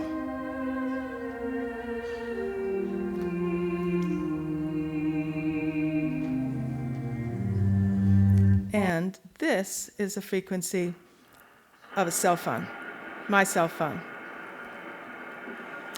So we have a choice. We need to stop the denial, become active, engaged. There's an urgent need to recreate a world founded on our values of respect for life, for others, for the environment, that embodies the hope that we can grow into our potential as a species and not cave to the pressures to be merged with machines or shaped and controlled by computer algorithms and harmed by man-made technologies. We need to exercise our rights and protect our democracy. So in closing, I'm going to say please support the radiofrequency radiation activism, get involved locally, financially support the activist groups, the policy groups, and the legal efforts if you're able. There's significant resources are needed to educate widely on the RFR risks, to change the FCC exposure guidelines, to reverse a section of the Telecom Act of '96 that prevents your local governments from resisting these antennas on health or environmental grounds. We need to repeal laws in 25 states that are enabling wireless proliferation. We need to expose a massive accounting fraud that turns out there's a $500 billion to $1 trillion possibly accounting fraud that has been discovered, whereby they can show that 5G would not be sustainable on its own. They've been playing with the numbers, shifting the expenses from 5G into the landline balance or income statement. And so it's not directly related to the health effects, but it deserves everyone's support if possible, because it is going to show how corrupt this industry is and possibly be a windfall for individual states who will be able to recoup their funding. So we've done many policy reports, including the last one, Reinventing Wires. Dr. Sheckly, who you're going to hear from next, has done a report that may be relevant to other states. This is on Colorado, but shows how do you reclaim local control over cellular wireless facilities. And finally, we're hoping to do 2 more reports and are looking for support for them.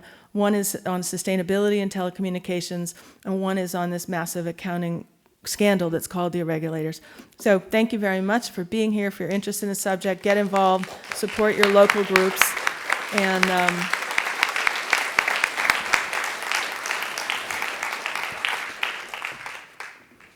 got another computer. Thank you very much, Camila. We'll take a 15-minute break, and we're going to stick with it because we've got a lot more to go and we're running late. So 15 minutes.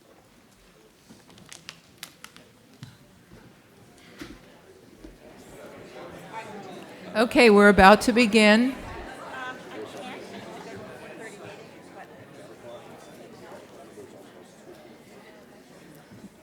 I'm pleased to introduce Dr. Timothy Sheckly. Dr. Sheckly is a telecommunications technology expert and a senior research fellow at the National Institute for Science, Law, and Public Policy.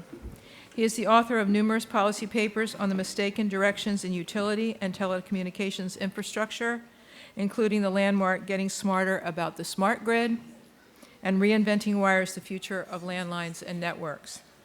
Dr. Sheckly will discuss the risk of wireless technology proliferation in regard to public health, security, privacy, energy, and the environment. He will consider cellular wireless and recent 4G, 5G small cell antenna densification, smart meters, Internet of Things devices, smartphones, and the challenges these technologies present for community rights versus corporate control, personal privacy versus corporate surveillance, and public health and safety versus regulatory and political failure. He will recommend solutions, including community-owned and controlled optic fiber. Welcome, Dr. Sheckly.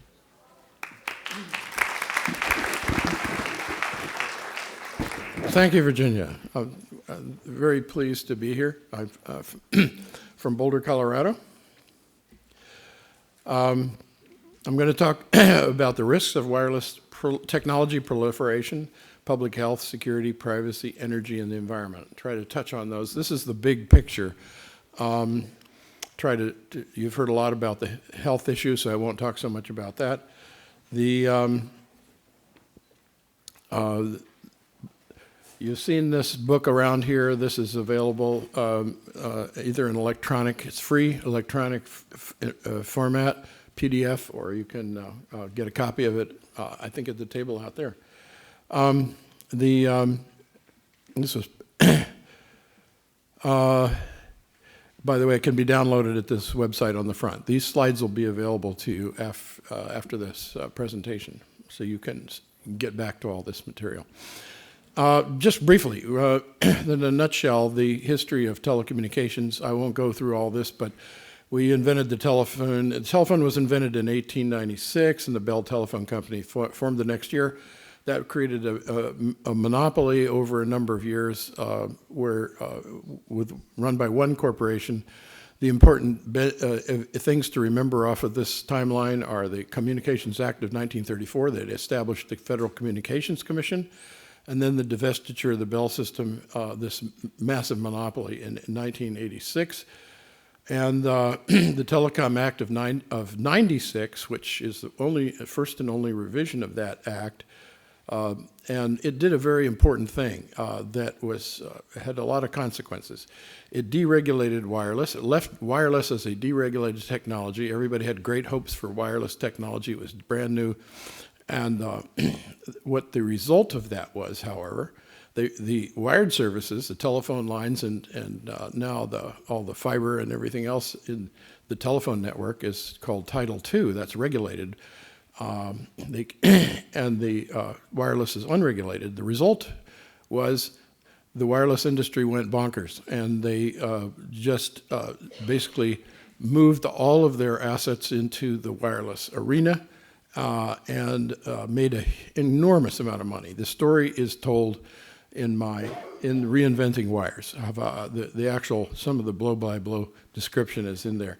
Then the reincarnation of the monopoly was the result that began in about 2000, and something that we alluded to earlier, the irregulators lawsuit. I'll mention that briefly, but basically that was a diversion of money that should have gone and was paid for by you, the ratepayers, to get fiber to your home. Instead, you got fiber to the cell site. So there's a bait and switch. Now, the wireless industry, the 5G, the drivers of the 5G, which is the latest chapter of that, is basically, and these are my opinions, but they're supported in the paper, the need to sell more phones and networking gear. Every generation, every few years, we have to introduce a new generation so we can sell you a new phone. Slowing the cell phone sales has slowed down, so it's part of the strategy of planned obsolescence.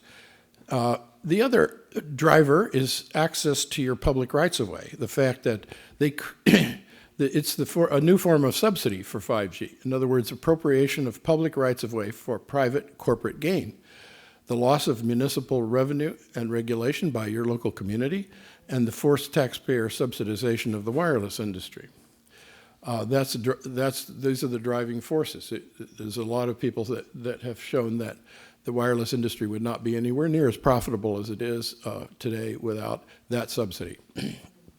And 5G wouldn't be feasible without being able to use your rights of way for nothing.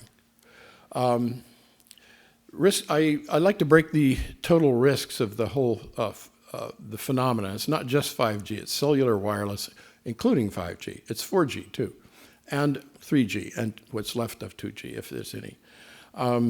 The basic risk is your rights. The loss of community rights, community property, and rights of way. The strategy is preemption of local property rights. In 20 states, laws were passed, slipped through the legislature in the name of improved communication services, wired and wireless, over the last couple of years, 3 years. It's still happening today, to take away your rights of your community to regulate its environment in regard to the siting of cellular facilities. This was promoted by the telecom industry through the American Legislative Exchange Council, which has created model legislation. that was just cookie cutter legislation that was delivered to state legislatures under this wonderful green umbrella, and it was adopted without much discussion. And then more recently, in 2018, the Federal Communications Commission was taken over basically with the Trump administration appointee Ajit Pai, who is a Verizon attorney. So guess who is calling the shots at the FCC? Verizon. The loss of community rights, the basic risk here is the loss of community's right to regulate its environment. Risk number 2, privacy and surveillance. Now, earlier you saw, I think Carl showed a picture of this book. Title of the book is Surveillance Capitalism. I'll mention that in a minute, but basically what this is about is a risk to your personal privacy, corporate and government surveillance both, primarily commercial surveillance right now. Risk to public health and safety, of course, is part of it, and microwave and millimeter wave radiation. We've heard a lot about that. That actually is under the public health risk, and since we've covered it pretty well, I won't talk about that right now. My colleagues have already addressed a lot of those issues. So let's get back to focus on the surveillance capitalism issue. This is what has occurred in the last 20 years, particularly thanks to Google and the resourcefulness of its entrepreneurial creators, was basically a reinvention of the information technology industry, a transformation of information technology to surveillance business model that began in about 2000 with Google. From selling products and services to trading in your personal data and your behavior. That's the new commodity. So when you go online, you're not buying products. You think you're buying products, but what you're doing is providing behavior modification that can be traded by these corporations, particularly Facebook, Google, Amazon, and Microsoft. This has now been adopted by Verizon and AT&T, of course, and it's been adopted by the entire IT industry, this new business model. Now selling the data, the selling of behavior first in the form of advertising, but now selling behavior modification itself. And the Cambridge Analytica scandal, which we've heard a lot about, a new film out actually on it now called The Great Hack by Netflix. I've heard it recommended. I haven't seen it yet, but I've listened to interviews of the producers of that film. It sounds fascinating. It is about selling control of people, including political control, and we may see a new surge of that in the next election, where they're using Facebook and all these IT corporations are selling your behavior and your votes to whoever will buy them. And if you want to know how that works, well, I'll tell you about it. You need to read Surveillance Capitalism. It's 600 pages, I warn you. But the wireless devices and networks are complex and proprietary. This is the difference between wired and wireless.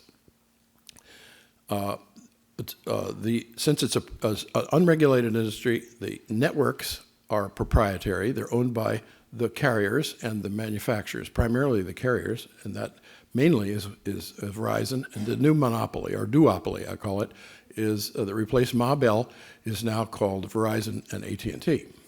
And it's not the old AT&T, it's just the new name for an old company, Southwestern Bell.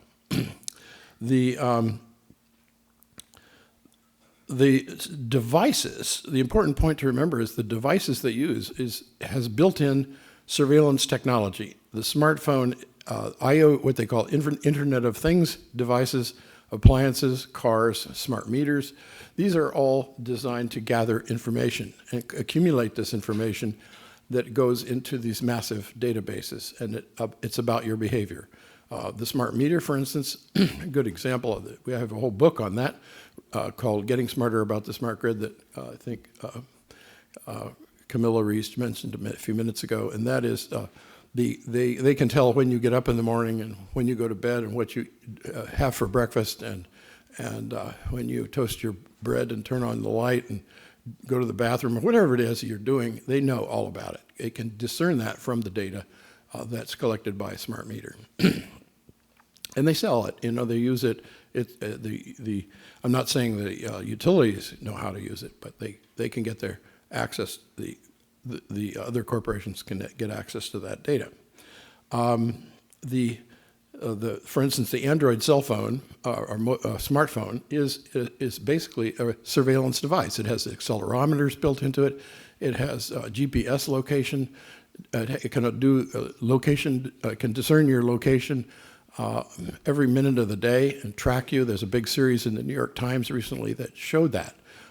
They ran this incredible story about tracking the tracking features of cell phones and how that data is available commercially. You can buy it if you have enough money.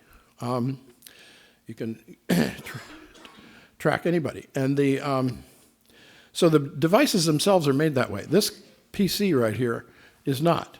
The Apple's, and I have to say Apple has a little bit different policy than the others, but about privacy. They take it a little more seriously, but it's still, gathering too much data. These devices are not designed to do that. They don't have those features built into them. They're still exposing you to this kind of some kind of surveillance by the mere fact that you go online and they can track you and put cookies in your computer and get that kind of information. But they don't get all the information they get from a smartphone. Smartphone is incredible what's packed into that in terms of monitoring your behavior. And 24/7 too. The hardwired networks, fiber optics. I'm a fan of fiber optics, if you haven't guessed, and copper. The performance of Ethernet, the cables that we use. I don't see any here right now, but here's one. They are capable of carrying data at almost the rates of fiber now, and you can put them in your house. You can wire your house with it. And it will also supply DC power over the Ethernet cable. So you can plug in a device and have it charge and get high-speed data without any radiation at all. A new set of connectors are coming with that. The USB connectors that carry power and data.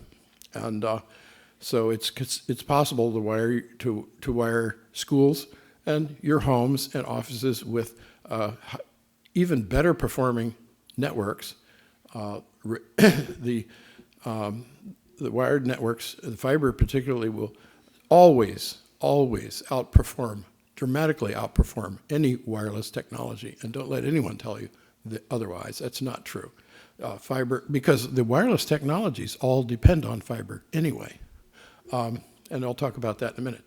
But the PCs are basically more private and more secure. And the networks are not proprietary. Your community can build its own fiber network and run it. I think Concord does have that. You need to get it finished and get everybody online with the fiber, and then they won't need the 5G.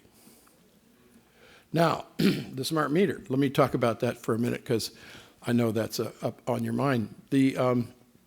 It's obsolete for a new energy economy. I spend a lot of my time working on renewable energy, particularly solar, and the integration of solar and storage. And I live in Boulder, and Boulder's trying to pioneer this technology. And we've done some trials and demonstration projects for this. And we intend to do a lot more, and we are trying to take over our local electric grid away from the big investor-owned utility that controls it right now. You don't have that problem here, but you just still need to get political control over your power company, even though it's locally owned. It's a lot easier than Boulder's facing right now. But the smart meter offers no value to consumers Excessive deployment costs and short service life, the health and safety issues, surveillance issues. The smart meter offers no value to the grid for energy management because control, the granular consumption data that's gathered by the meters is useless and not needed for monthly billing. It's just they can monitor your house every 15 minutes, every 5 minutes. They collect data that shows these short interval power consumption, and they can deduce how the power is being used from that. It's mainly for cramming the rate base and increasing the return on capital assets. The smart meter networks cost a lot of money. It doesn't make sense to have a smart meter network that uses a radio when you've got a local fiber network. It doesn't make any sense at all. There's no rationale for it. And the fiber will be needed to upgrade the electric power network, the local distribution grid, to support distributed renewable energies, distributed solar and storage, because the new technologies are moving away from the centralized power grid architecture of the last 100 years to a distributed consumer electronic model, which based on solar panels and solar and inverters and batteries and the communication capabilities that will enable a truly distributed electric power system that is resilient and more sustainable than anything that could be provided by a centralized power grid. So the fiber is needed for that. The new time of use pricing that I understand is being introduced here is offering a false promise. Time of use pricing is intended to get you to change your behavior to shift the power load off of a peak, because the power during the course of a day, the power requirements will fluctuate, and the electric power grid is designed to meet the maximum demand. And if you can shift that demand, then you can reduce the amount of power that's needed to be provided at any one time. The problem is that the time of use is ineffective without automated premises equipment that can use those signals to turn things on and off in your house, to control the loads and possibly the generation that your house is creating. So it's not useful at the power company, it's needed on the premises, and that's why the smart meter was originally designed. And the original, back in 1990, these meters were designed. So they call it advanced metering infrastructure. It was advanced in 1990. It's completely obsolete now. Fiber supports the new distributed resources. I call it DER. That's the buzzword in the electric power industry, distributed energy resources. And a new one that I coined in 1990. EMA, the Energy Management and Metering Architecture. So I will leave you to read the rest of this. Basically, the message is that the fiber to the premises is compared in my paper, Getting Smarter About the Smart Grid, with cellular wireless. And fiber is future-proof. Wireless is planned obsolescence. Fiber is simple. Fiber is open. Wireless is complicated, complex. Fiber enables renewables. Wireless is about surveillance. Fiber is 10 times more efficient than wireless in energy. Fiber is a basic public utility like water, sewer, and streets, and should be owned and controlled by your community, not by a corporation. The wireless is for things that move. And what can states do? Enable community fiber. The internet access is a necessity of modern life and the government. It is governance, and its dependency on wireless and cellular on cross subsidies is not really economical. Cellular wireless is an energy hog, and community fiber would reduce the need for cellular wireless. Not that we don't need it at all, it's just that we don't need so much. What can more of the states can do? Here's the bullet list. Facilitate fiber, reclaim local control of wireless facilities, enact data protection laws, sponsor health and safety studies of EMF, enforce environmental protection laws, support antitrust enforcement and divestiture, investigate 20 years of phone cross subsidies, oppose mergers and acquisitions, and support national legislation for comprehensive new energy economy. There's more here, but I give some examples of the regulatory failures, FAA, California, and the FCC cell phone regulations. And just to let you know, Camila referred to this a few minutes ago, this new report. We're hopefully going to get going here soon with your support.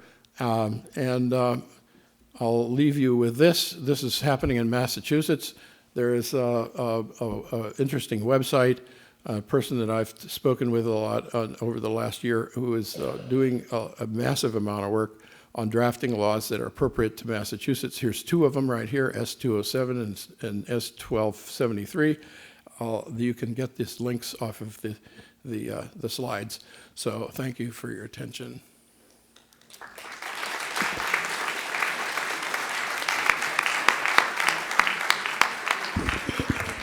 Thank you, Dr. Sheckly.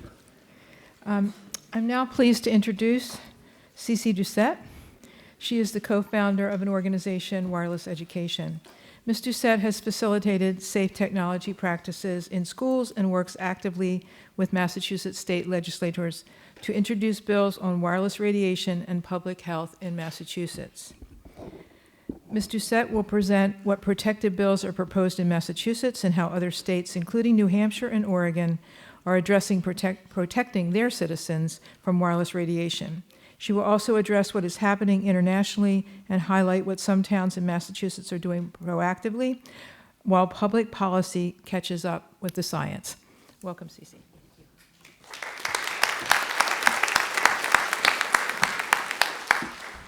Thank you, everybody, for coming out today. It turned out to be a beautiful day. We were hoping it to be rainy, and therefore you wouldn't mind coming. But thanks for giving up this beautiful afternoon. Not sure what the graphics are doing there, but for those who have never had a visual on radio frequency radiation, there are devices that help us to see and hear this, and having one of these in hand is probably one of your best things, because then when you're starting this conversation, it's no longer an unknown. We can see it, we can hear it. Okay. So that's me. I'll pop past this, but it's here for when you access the files after this presentation so that you can share this with the others. I'll just briefly go over some of the international policy. This photograph is from Cyprus, where they put out an EMF declaration, and they put out a 16-point fact sheet to protect their public. The Environmental Health Trust, which Dr. Deborah Davis, who will be our next speaker, she'll be conferencing in, she is the founder of that, and they have an incredible database on all the efforts happening in the world, lest we feel isolated here in the United States. So good news, France already has a national law that prohibits any kind of wireless around preschools, kindergartens, nursery schools. In the upper grades, the default is off. You only turn wireless on when absolutely needed, and preferably when there are no children in the building. They do not allow children under the age of 16 to have cell phones at school. As our other speakers mentioned, there are already places putting moratoriums on 5G. Belgium, Rome, there are other states throughout Switzerland that are doing the same. And importantly, as Camila noted, there are usually three stems that get things moving. One is you and I have to speak up, get our communities informed, and then use our voice to change public policy. That's the second one. And then the third one is through legal action. And there are already lawsuits being won in many places in the United States and abroad. So Deborah Davis, again, her Environmental Health Trust chronicles a lot of that. And another secret that the industry doesn't share with our communities when they bring in all these wonderful contracts is that Lloyd's of London and Swiss Re have long since recognized that radio frequency radiation is a leading financial risk. Lloyd's of London has an exclusion in their policies where they won't cover the risks. So when our towns sign these contracts, guess who's left holding the bag?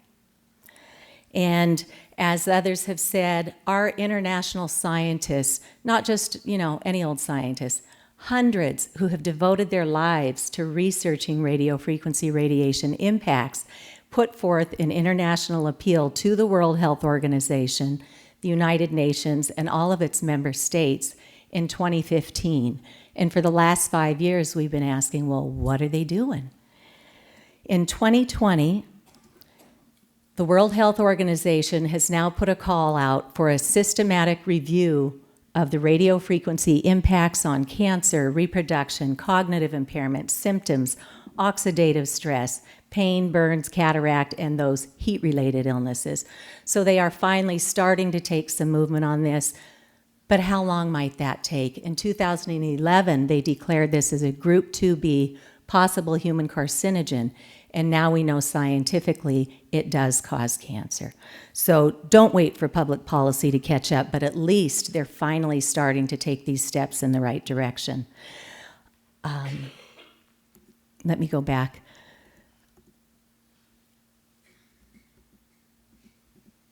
Sorry about that.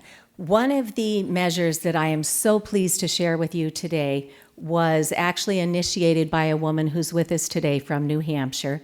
She explained to her state rep what the wireless issue is after she had become very ill and none of her doctors or specialists could properly diagnose her till somebody told her that it sounds like she's electrically sensitive. Thank goodness she has recovered her health, and when Rep. Pat Abrami went knocking on the door for the vote, she invited him in, she educated him, he listened. He then, being an engineer, went and did the deep dive and had this major wow moment like, wow, what have we done here?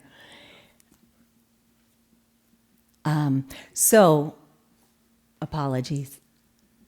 Okay, so Rep. Abrami wrote a bill that was introduced in 2019, and he put very pointed language in there about the insurance industry, about what the fine print says, because in every one of your devices it says right there, keep this device at a distance from your body, or you may exceed those FCC guidelines, which, by the way, were never safety tested. So why are all of the peer-reviewed literature studies being ignored by the FCC? Why do they allow 100 times more radiation at our public than other countries do? And for goodness sakes, what is the cumulative effect of all these different frequencies that we're now imposing on us and our children? So God bless Representative Patrick Abrami and Dr. Tom Sherman, who is a senator who co-sponsored that bill. That bill passed the House Committee on Telecom, Utilities, and Energy, and then it passed the Senate Committee on Health and Human Services. Governor Sununu signed it into law. They got that through in 7 months, right? And now they have formed their commission. Dr. Sheckly just spoke recently with them. Dr. Haru is on the commission, and he and I and Frank Clegg from Microsoft Canada went and testified to get that bill passed, along with a lot of really good citizens from New Hampshire. And thank you to those who drove down today to be with us. Oregon just passed an emergency law. Senator Anderson is a retired public health nurse, so it didn't take her very long to put 2 and 2 together when this issue was brought to her attention. They have an emergency law that, again, passed very quickly, and their public health authority is now assigned to investigate the non-industry funded science and then report back on what EMFs are and what they're doing to us, especially as it relates to children in our schools. And they're now in the process of engaging a grad student who they can get to do the legwork on the analysis on that. But California, Hawaii, Illinois, Louisiana, Montana, New York, Rhode Island, Vermont are all getting engaged in this, be it from the biological effects or the excessive screen time impacts on us and our children. Here in Massachusetts, and I do want to give a shout out to Kirsten Beatty, who Tim mentioned just a moment ago. She has been working her tail off with last tree laws. She introduced 10 bills through her legislators this session. There are an additional 8 that are directly sponsored by additional legislators throughout the state. And all these bills have to come out of the first committee by the first week in February. So if you've given us your email contact information, we will ask for your help with that. It will be a simple phone call to each of the committee chairs to say, please, I care, here's why, and please report these bills out favorably. So when I first fell down the rabbit hole with this issue, I thought we'd raise our hands and say, we've got a problem. Our public servants would be public leaders. They would jump up and fix it. 5 years ago, my senator introduced a bill on my behalf, Senator Karen Spilka, and I was told by others, don't get your hopes up. In Massachusetts, a bill almost never goes anywhere the first time it's introduced. And if it comes in under constituent request, that could be a red flag that amidst the thousands of bills they have to get through, maybe they don't have to pay attention. But Senator Spilka introduced it, and because our gracious actual experts have sent in testimony, because the people in Massachusetts who know about this have sent in testimony and came down to the State House to testify with us, my bill was actually reported out favorably by the Joint Committee on Public Health the first time through. But then it went to study. So last session, Senator Spilka brought it back, but this time she put it in under her own name, and she doesn't introduce much legislation, so for that I was very grateful. And it once again went to Public Health, reported out favorably. It didn't get set to study, but it did time out last session. So this time around, I went to see if she would bring it back, and she had been elected as our Senate president. And as such, she no longer introduces legislation. And I found out at the 11th hour, and I'm like, oh no. But my state rep, Jack Lewis, introduced that bill for me this time. And he looked at the New Hampshire bill and wrapped some of that language into it about 5G and looking at the health and environmental impacts. And when that happened, that bill went over to the Telecom Committee instead, which has never put anything forward. But this session might be different. So that bill would form a commission, and that, I understand, is how Massachusetts tends to work. You need a bill to form a commission. They put experts on it, they do the investigation, and then they decide what to do. We have a second bill with Senator Julian Cyr that also forms that commission. He emulated Berkeley, California, which unanimously passed an ordinance that would raise the fine print that's in all of our devices to the point of purchase and sale. And then everybody would have a right to know that this is not a toy. This should not be where you spend your free time. Use it sparingly and wisely.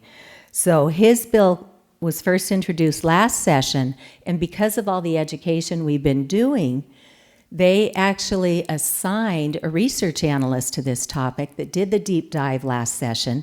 I don't know why that's doing. Oh, I know why. Never mind. I just figured it out. Sorry about that.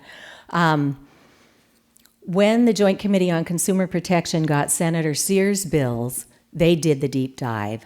They figured out what this is, and then they went ahead and wrote their own bill. And that's what we have this session as Senate 129. So that's a really strong bill. And as we indicated before, we actually have 20 in Massachusetts. Some of them address children in schools, utility smart meters, both that we should have a no-fee opt-out as a first step. We should never be putting them on our homes to begin with. And then there was a huge amount of fraud around that Worcester utility smart grid pilot program with National Grid. Huge cost overruns that they wanted to put back on the ratepayers. Patricia Burke, who's with us today, has just been a godsend on that. She has done so much legwork, and thank you to the people out in Worcester who have also worked so hard on that.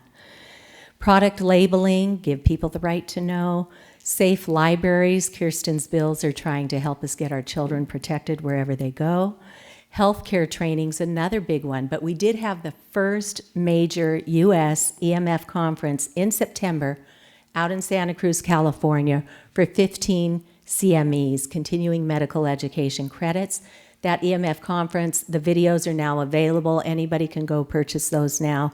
And the panelists and the Q&A are free to anybody, so feel free to use those resources. And safe community infrastructure is another area that Kirsten's been working on. Massachusetts state agencies, and again, in my naivete, I thought that tell people what this issue is, then we can start fixing it, right? Well, here's who we've been speaking to. Dr. Deborah Davis brought a panel of world experts here in 2015. They met with our legislature, they met with the Department of Public Health, the epidemiologists could talk, same language. They said, yes, we lost 2 positions at 9/11, we just got funding, we can restaff. And then another year was going by, and I'm thinking we're about to lock our kids in schools with radiofrequency radiation that we know is a toxin. So I reached out to the DPH and said, look, I'm a tech writer by trade. I've learned my way around this issue, and what I haven't figured out yet, I've been so privileged to meet with world-leading experts who can help us fill in the gaps. And as a mom, I would get fact sheets from the DPH through my schools, like on lead in drinking water. So I said, would it help you if I used my skill set and wrote a fact sheet? So I basically hollowed out the lead one, and I put EMFs in. We went through a couple of versions, and it was great. They said, yeah, that would be a great way to get us started. We got a couple of versions in, and they said, this is great, we'll take it from here. He vetted it through, Dr. Bob Knorr vetted it up to his manager. She said, great, let's send it down to graphic design. And I said, awesome, when will we have these out to the public? And they said, it usually takes about 3 months. Well, it's now been 3+ years, and those fact sheets have yet to see the light of day. So I was with the Department of Education, elementary and secondary education, and speaking to one of their leadership members, and I said, so who does the DPH report to? Because our Board of Education is just waiting for higher authorities to tell them what to do. That doesn't sit very well with me. I don't know about all the moms and dads and grandparents in the room, but somebody needs to step up. So I set up a meeting with the Department of Health and Human Services, which oversees the DPH, and we had what I thought was an exceptionally good meeting on July 31st, just this past. And nothing. And our children are still exposed to high levels of radiofrequency radiation. And worse, Dr. Joel Moskowitz of the UC Berkeley wound up suing California to release a cell phone fact sheet that had been written in 2009. He had to sue them before they released it in December of 2017. So when he found out that we had worked on fact sheets here, Dr. Moskowitz put in a Freedom of Information Act request to our DPH, which denied it, saying it was still in draft form. So then he went over to the editor of the Boston Globe and said, you may be interested in knowing that your DPH is sitting on critically important information for the residents of the Commonwealth. So finally, and I had been calling the Globe for a long time, but finally they did a story, and the DPH said they would have those fact sheets out within 6 months, and what did they do? Within a couple of weeks of that story coming, they put up a page on EMFs, on the state's radiation risk control on EMFs, that says, no direct damage. So we got some work to do in Massachusetts.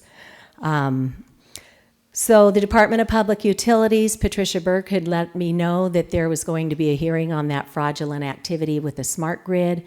And we went in, and it was actually pretty cool. At the State House, you get 3 minutes to testify on a bill. We go to the Public Utilities hearing, and we said, how much time do we have? And they said, oh, we got the room for like 3 or 4 hours. So we really got to educate that day. It was phenomenal. And Janet Johnson came with us that day too. She's a special education teacher. And so we thought we did a really good thing. The Office of the Attorney General was there. They had 2 assistant attorneys general there. And again, nothing. So, schools. So see that little Boston Parents paper? My first bill came out in 2015, and for 2 years as I investigated this, I had nobody I could speak to, right? And then we had this public hearing, we had this panel of experts come here, and then this just shows up in our libraries and in our grocery stores. It's a free parenting magazine, and I'm looking at it and go, where did that come from? It was Camila. And Dr. Martha Herbert, who founded the Autism Lab at Mass General Hospital, she had done a press release months prior that wizened editor saved it for the back-to-school issue, right? So that was really cool. When I first investigated this, I'm finding things like the French National Library took wireless out in 2008. I'm finding pockets of Belgium and Israel who have already taken wireless out of the school, so I'm sharing this with my schools. But I got back crickets, and it wasn't until they read the legal fine print. Can anybody raise their hand if they know how to get to that legal fine print in an iPhone? Okay, so a lot of you don't. I'm going to take a moment. This is one of the most effective ways for me to open the conversation with newbies. If you have an iPhone, you go into Settings. Okay, we'll give you a sec. Take a moment, because this is important, and I apologize if we run over in a minute, but this is really important. Once you're in Settings, scroll down and hit General. If it's an older phone, you go up and hit About. If it's a newer phone, and from About, you go all the way down to Legal. If it's a newer phone from General, you just go all the way down to Legal and Regulatory. And at the bottom there, you will see RF exposure, which of course we now know is radio frequency radiation, or two-way microwave radiation that they politely call energy. And it says right there, keep this device at a distance from your body and use a hands-free option, because touching that one device today, you're getting radiation from 5 or 6 separate antennas constantly pulsing for a handshake with the nearest cell tower or router. So we became the first in the nation to even have that little sign hanging in our classrooms. And thank you to Dr. Davis for telling us that we were the first, but they're still waiting for higher authorities to actually turn off the Wi-Fi. Worcester Public Schools has investigated this. They have an RF notice on their website. Just this fall, one of the Waldorf schools, the high school, turned off the Wi-Fi, so a big shout out to that. Dover Sherborne, we have Corinne Whitaker with us here today. She fought tooth and nail with other residents. They got a cell tower stopped at Dover Sherborne High School. Wayland Middle School's wellness teacher is on this now. So good news all over. This is an excellent resource to talk to your schools, questioning the safety of our children's exposure to wireless radiation. We did another expert panel last year, and that's there for the entire world to see. And I already talked about the Department of Elementary and Secondary Education. The New York Times did a series of articles about what Silicon Valley executives are doing. They're sending their children to schools with no technology. They're having their nannies sign contracts that there will be no screens around their children. So it's high time we catch up. Maryland, however, has become the first in the nation at a public health level to recommend hardwiring schools. And just a quick list of excellent things that are happening. Jim Tigas is with us today. He is a select member in Burlington. Their town worked long and hard through 5 or 6 drafts of a small cell policy. In the end, Verizon withdrew their 7 small cell antennas. So lots of good examples there. 5G Crisis with Patty and Doug Wood have taken that and made that be a national template. Any town can now grab that and run with it. Bedford, Lincoln, Southborough are already in position to adopt that Burlington. So Jim, thank you so much. Cell tower pushback, Centerville Concerned Citizens, cell tower in the church steeple. They had no right to grant any kind of an application for that because it's a protected district. Who knew? Now they're fighting it. Holliston has now just gotten a group of citizens together because I think it's AT&T or T-Mobile wants to now start putting RF equipment on top of the high voltage power lines that are abutting these neighborhoods. There's a lawsuit out on Chappaquiddick for a neighbor who put a cell tower on his property. Dover Sherborne, doing great out there. Concord, thank you everybody from Concord for the hard work to get that cell tower application away from your downtown and that arts cupola. And just this week, Richard Longland and Rebecca Hull educated the community, and they decided not to grant the industry a variance to put a really tall tower up when they could only put it up at a certain height. So don't let them tell you that this is inevitable. Utility smart meters we've talked about, but there's a woman in Massachusetts who has a doctor's note that she cannot be exposed to radio frequency. Bridgewater owns their own utility and they shut off her water. Right? So maybe we can all give a call to Bridgewater. All right, Wayland brought us in to educate. They have the biggest setback that we know of in Massachusetts, a 900-foot setback for cell towers. So that's how to protect your community. Get your bylaws straight.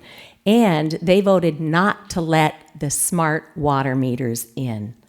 Okay, lessons learned, right? There's so much good happening. I know it's been like drinking out of a fire hose today, but there's a lot of good news. Don't go it alone. I raised my hand and thought we had a problem. I should have educated everybody around me first, parents, grandparents, teachers, nurses, doctors, then go in collectively, and that's where you see change. Be very calm. The amygdala will do what the amygdala will do, fight, flight, or freeze if you freak people out. Calm, professional with the facts. Have a radio frequency meter in hand because now you can see it. Understand what their constructs are. I just thought everyone would fix it, but they have to go through their own protocols. So know what those are so that you can help them be supported in achieving their ends. Work together toward hardwired solutions and don't expect somebody else to fix this. Keep the process moving. If you haven't heard back, politely ask again and again and again. Don't go away.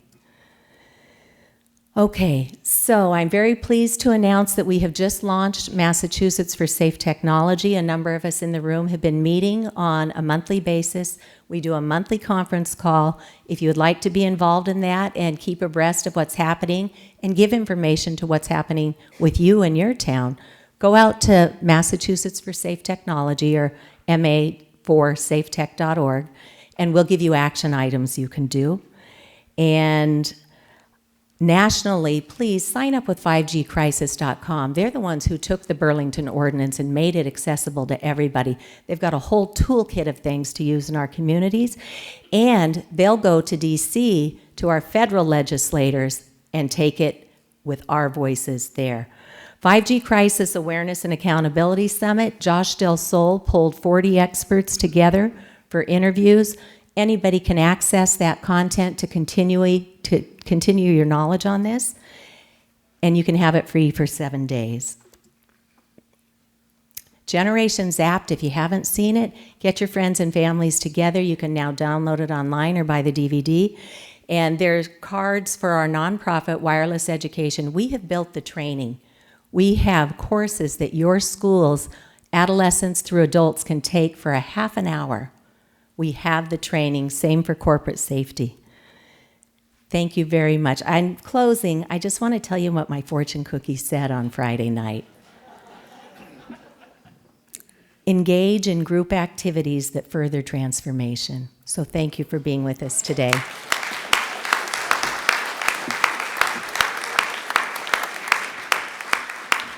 Thank you, Cece. And now we're going to have a kind of a 5-minute tech setup so that we can zoom in Dr. Deborah Davis from Wyoming.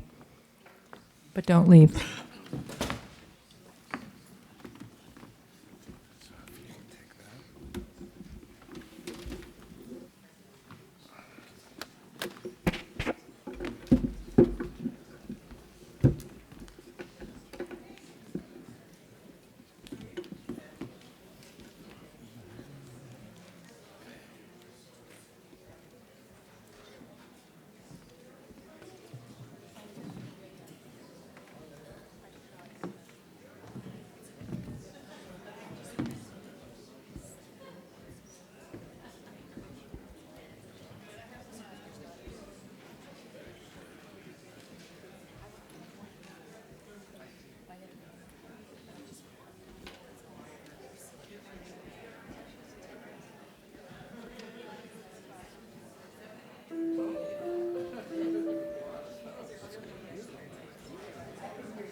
Can you hear?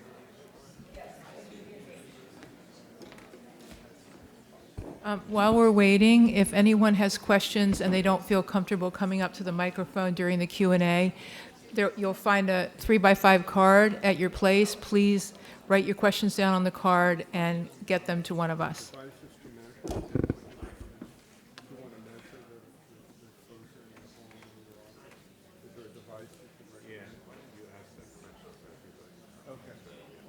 Dr. Davis, can you go to full screen mode? Yeah, I think there's probably half the people in here would love to. Great. Yeah. Okay. You are on. Okay. Yeah, I think people want to know. Okay.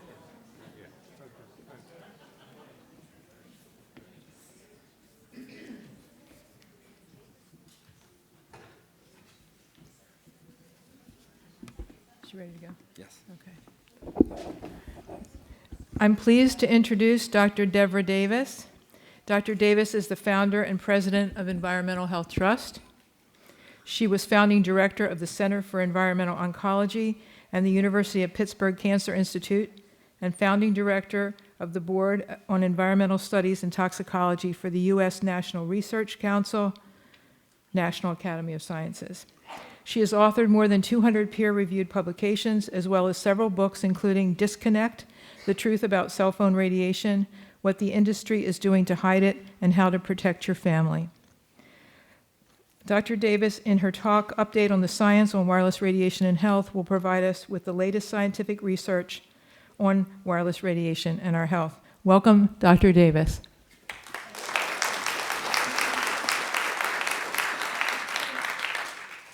Thank you so much, and I want to thank Camila Reese and the other organizers of this meeting. It's a pleasure to speak after Cece just said. Some of those things she was talking about are projects that the Environmental Health Trust has worked on for several years, and we're happy to work with her and many others to see these things advance. In particular, I want to give a shout out to Theodora Scarata, our executive director, who worked for more than 4 years with the Maryland Governor's Council to see that those guidelines about wired connections in schools were issued. Unfortunately, as Cece knows, it's one thing to issue guidelines, it's another to actually see them implemented. And that's where forums like the one you're holding today are so important. Because what you can do today is go talk to 10 more people and tell them, this is for real, this is important. And what I'm going to do today is briefly sketch with you why we know that effects of wireless radiation can influence the brain as well as sperm and have a broad range of effects. You've heard about my credentials, so I'll skip that and just share with you the cover of the book, which you can order from Amazon, from our website of ehtrust.org, which unfortunately, the book is almost 10 years old, and there's not one word of it that I would change right now. The truth about cell phone radiation is that it does have biological effects. Phones are two-way microwave radios, that they've never been tested for safety in children or smaller people, and as a consequence, we are flying blind, as Senator Richard Blumenthal recently said in a congressional hearing on the FCC. The next slide will show you what the French have done. They have taken over 400 phones off the shelf, and they have tested them in the way that they are used, which is to say, in the pocket next to the skin. Now, why is that important? Because the manufacturers are allowed to test phones up to 1 inch off the body. And if you do that, you'll see here that they comply with the current test requirements. The French agency tested phones 5 millimeters away and at body contact. And at body contact, just for the iPhone 5 seen here, the radiation from the phone, the microwave radiation from the phone, exceeded the standard by about 3-fold.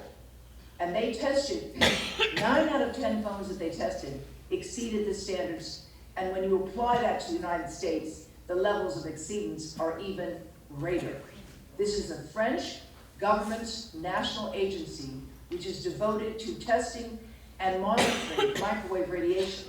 Now, the French have issued guidance for this year, which, among other things, says that the abdomen of teenagers and pregnant women should be protected from cell phone radiation.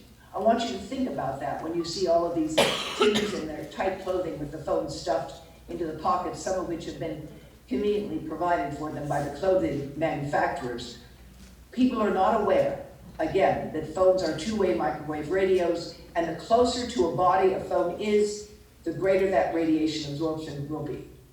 So this briefly will show you what the Canadian Broadcasting Corporation did. Please listen. Most of us carry our phones next to our bodies. And what are we doing? Science, tests, and a hidden message in your cell phone. So tests are all done. Tests are all finished. And The number exceeded the limit. It went up significantly with each one of the phones. that's right. The phones exceeded the safety limit when they were moved right against the body. The radiation absorbed increased 3 to 4 times. Okay, that's right. The radiation from the phones, when tested by an FCC certified lab, exceeded the current test limits 3 to 4-fold. Now, why is that important? Well, for one thing, it says that the current standards are inadequate. But the other thing is that those levels that were tested have been shown by the National Toxicology Program, which I'm sure you've heard about from many other speakers. Those levels have been shown to increase the risk of rare cancers of the tumor of the heart and of the brain. So we'd be foolish to ignore those results. And what we know is the faster cells grow, the more vulnerable they are. And among the fastest growing cells in the human body is the sperm. We produce, in a human male, they are produced at 90,000 times a minute. It's hard to believe. And think about this. The faster something grows, the faster you can say something, the greater the chance you'll make a mistake. Try saying, Peter Piper picked pickled peppers. Peter Piper picked pickled peppers. Peter Piper picked. The faster you say it, the greater the chance of making a mistake. So with sperm, they are produced very fast. They have to move quickly, and they have to be able to be strong enough to swim the equivalent from Los Angeles to Hawaii. Now, how many of you know that many men are having serious fertility problems around the world today in industrial countries particularly?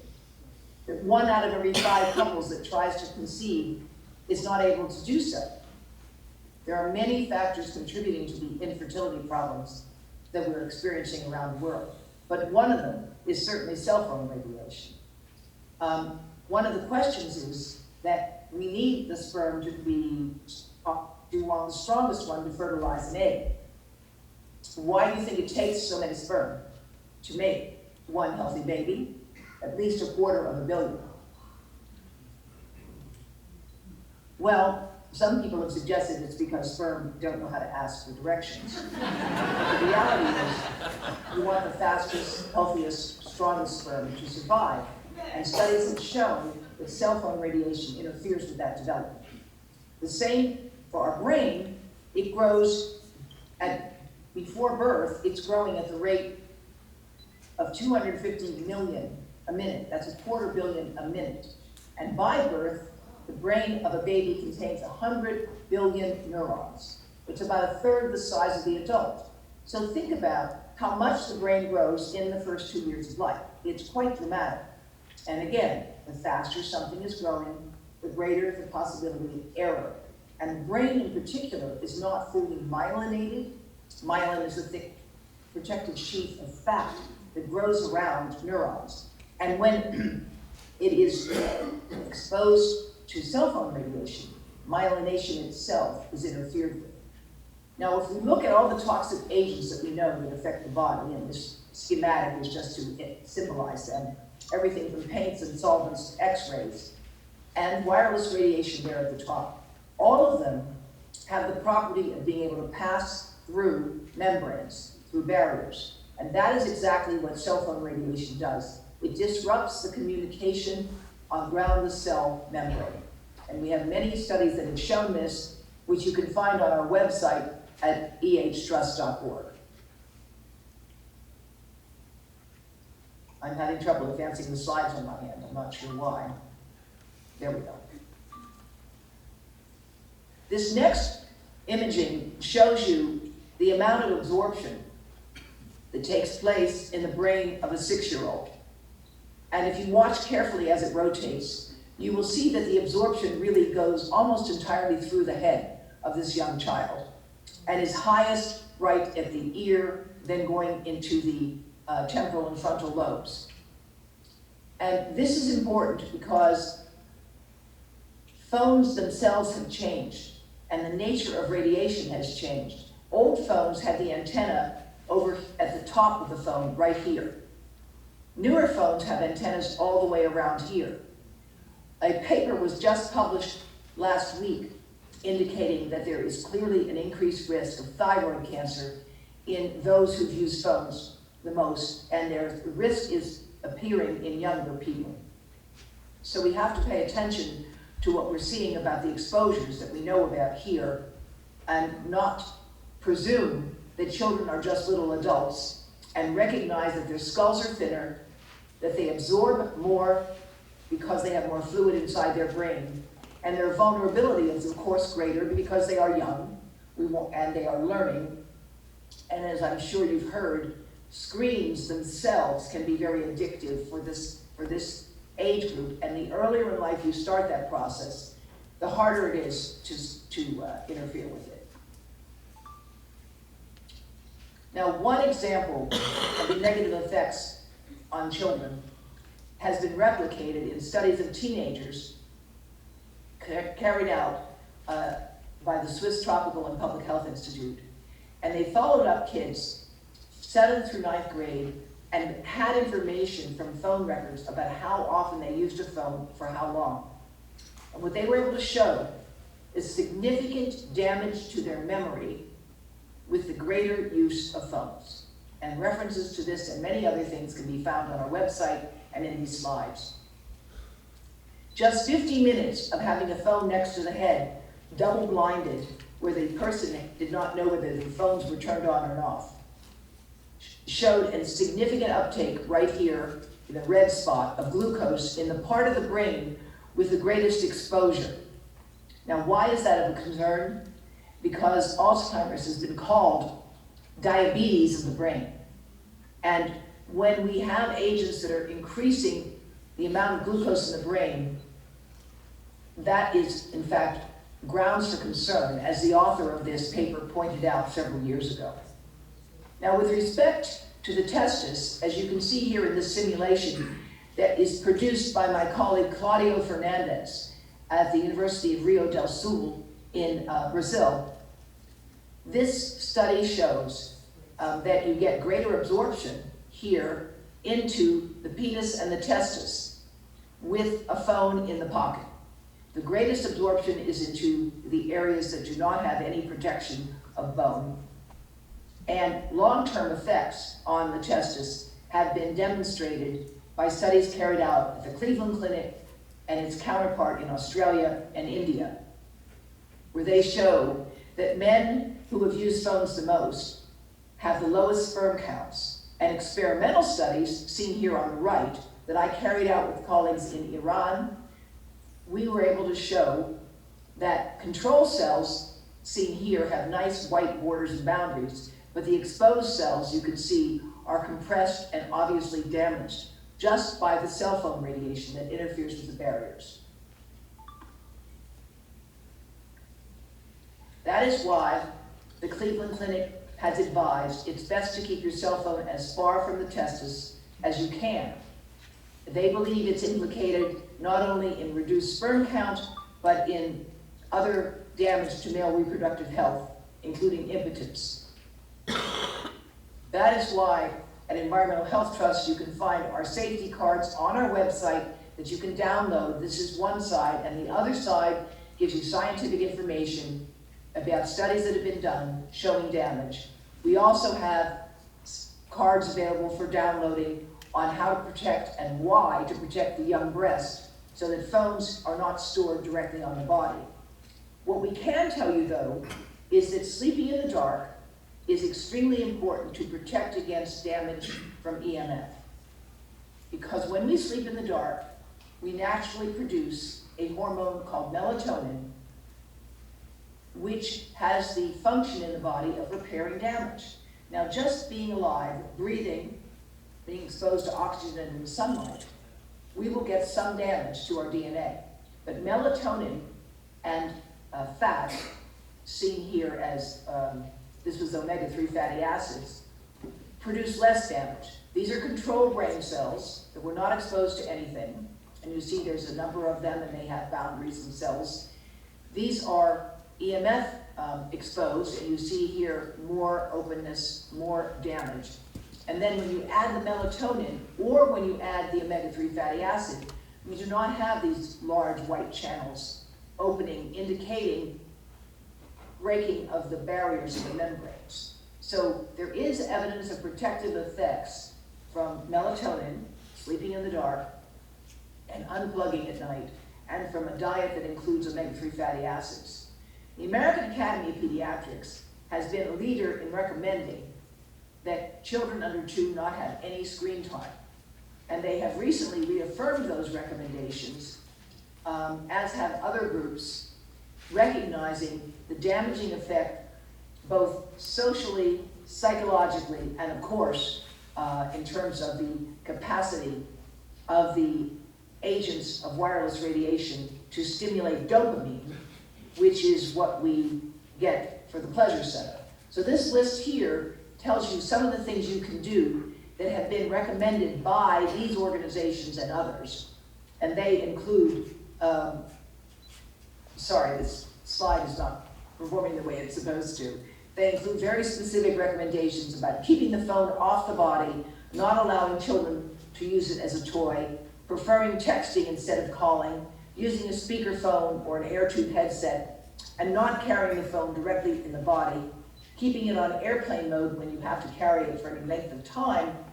And of course, if you must give a wireless device to a child, please download whatever you want to it first, put it on airplane mode, and then hand it to the child. Of course, we all know the importance of using wired connections whenever possible, and as Cece and others are doing, educate your elected officials and your community. That's why the work of Camila Reese and others are so important, because they've been in the forefront of educating the public on this issue for years. Now, I want to briefly share with you some new work on DNA damage by telling you about some old work. In 1994, Henry Lai and Vijay Singh produced studies showing that cell phone radiation could damage the DNA in the brain. As I talk about in my book, Disconnect, their work was subject to war games. So almost 10 years later, a multi-million-dollar study was funded for 12 research groups that took 4 years, and that study asked the same question: could cell phone radiation damage the DNA within the brain or other DNA within fibroblasts, within other human cells? And they found, much to the surprise of the leaders of that study, they found clear evidence of DNA damage. That's the point to hold on to. That was published in 2006. It was done, the work was done in 2004. And that work was subject to war games as well. Now, they looked at something called the Comet assay, seen on the screen here. And basically, you see this is a nice intact cell, and this is called the comet, or the tail of the cell. This shows you a measure of degradation of DNA. It should not have any tail at all, as it does here. This is the equivalent of 1,600 chest x-rays, which a baby can get in a CAT scan if the machine is not adjusted properly for the small size of the child. And here you have exposure from 24 hours of exposure to a mobile phone, again, looking at brain cells. And clearly you see, while the tail is a little longer for the chest x-rays, the tail here is also quite long. Now, this was a troubling finding, produced first in 1994, replicated in 2004, published in 2006, and now we have, I'm going to skip this one, toxicology program.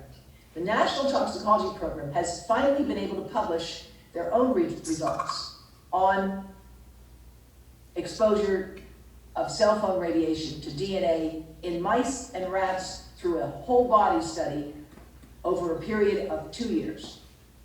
And they showed significant increases in DNA damage in both male and female mice and rats. So it's important to understand that although the cancerous results in the NTP showed up significantly only in the male rat, other results from the NTP for DNA damage showed up in both mice and rats, males and females. And so the conclusion that finally got published from the NTP is that cell phone radiation could damage DNA. And remember something, the levels of radiation in the NTP study were lower than you can get from cell phones in your pocket today, because they assumed that the levels were those of phones permitted to emit, and not the actual levels that phones do emit when they're tested next to the body. So we have clear evidence that of DNA damage from cell phone radiation at levels lower than what people can be exposed to when phones are in their pockets. And these are the data from the NTP, just published. And if you look here, this is a control, and there's a little bit of DNA damage because that's life. This is the increased exposures, and these are statistically significant results. Both for, this is the male rat hippocampus exposed to one form of cell phone radiation. And this is for the mouse, male and female, the frontal cortex. Here you see the control, a little exposure more, and you see these were non-thermal levels of exposure, although they are higher than what we are allowed for humans. They did not create any measurable increase in temperature in these animals, and yet they clearly showed damage to the DNA of the frontal cortex, and the blood was not affected, but the frontal cortex was. And this was published again from the NTP. The implications of these results, which I'm sure you have already discussed, are very, very important. The study was set up to test the assumption that the only effect that made any difference was heat. The NTP findings show that's not true, because they got no heat was measured, no increase in temperature in these animals, and without any increase in temperature, you got a significant increase in brain tumors and schwannomas. But in addition, I want to remind you, there were cancers in multiple organs in these animals that did not quite reach statistical significance, but were elevated in exposed animals compared to controls. And there was DNA damage in both rats and mice. So we finally turned to what we know about 5G now in insects. And this was a brilliant paper that was done by the Swiss researchers who are supported by industry and their government to investigate the effect of exposures to RF radiation on, in this case, a honeybee. They took Apis mellifera and they made a model of it, and they measured the exposures to different levels of proposed radiation, 2 gig, 24 gig, and 120 gigahertz. This level here is the level that 5G is allowed to reach. And their simulations showed that just a shift of 10% in the power could triple the amount of radiation absorbed directly into the body of the honeybee. Now, why is that important?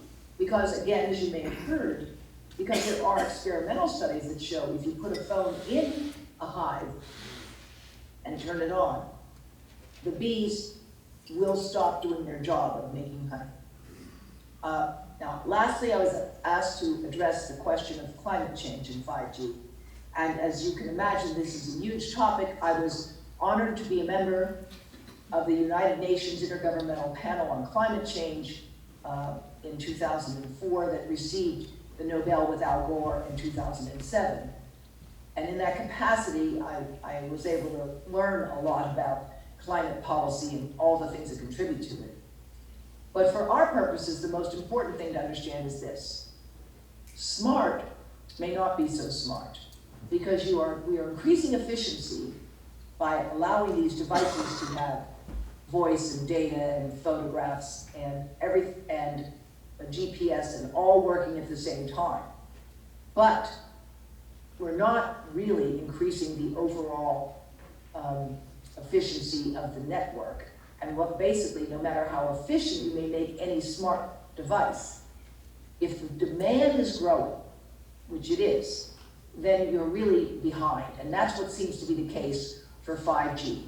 We are pushing 5G. There will be so many more millions of small cells around the world to be built. And as a consequence, the increase in demand for mobile traffic is going to go up 7-fold just in a few years. Just in a few years. And as a consequence, Camila Reese's group put out a very important report on the future of landlines and networks that said that wireless devices, antenna networks, and data centers will be consuming an increasing proportion of global energy supply. And more recently, international groups with the Lean project have also looked at current trends for digital overconsumption and have concluded that they are not sustainable. If something is growing at 9% a year, then it's almost doubling within 10 years, and it cannot be sustained. The worst case scenario is seen here on the top right of the slides. I can move myself over. The scenario right here shows you what will happen if you have a worst case in terms of demand, and the world cannot meet this demand. We cannot meet this projection right now. And so that is why this whole project is called Lean, in order to try to promote rethinking of the Internet of Things and how much of it really is needed, and how we can make the digital transition more energy efficient by limiting growth to 1.5% a year instead of pushing it to 9% a year. Because, as I wrote recently in an op-ed that you can find on our website and Facebook page, 5G looks to be an energy vampire. It looks like it will suck as much energy as it can possibly take, and as a consequence, it's really going to be very difficult for the world to see a reduction in some of the dreadful things that are already happening. The fires in Australia are a warning sign to all of us. Yes, some of them were started by arsonists in July who were arrested and prosecuted.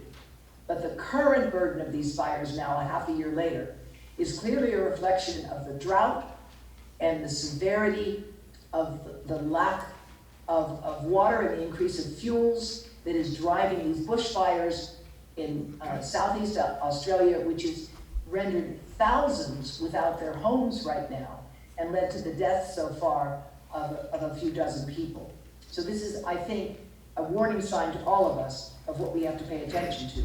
So please look at our website at Environmental Health Trust, where you'll be able to get access to these reports and to all of our work, where we have sheets and pages with information on damage to the tree canopy, effects on honeybees, and our energy calculations, which show that the carbon footprint that will go up from 5G is not sustainable. It's not sustainable. And this is a message that a number of groups have been issuing for some time. I hope that with the work that you will be doing after this meeting, there will be more and more attention paid to this very important issue. Thank you so much.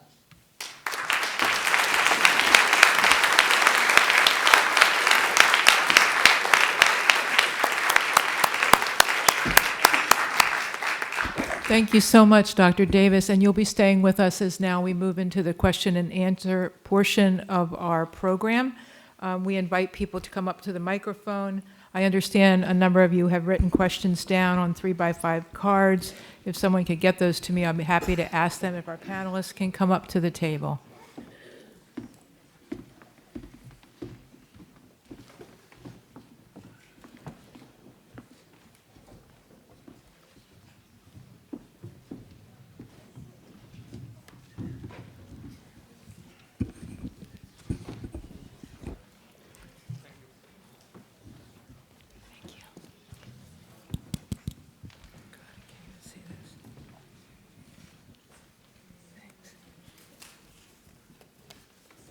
See a gentleman at the microphone.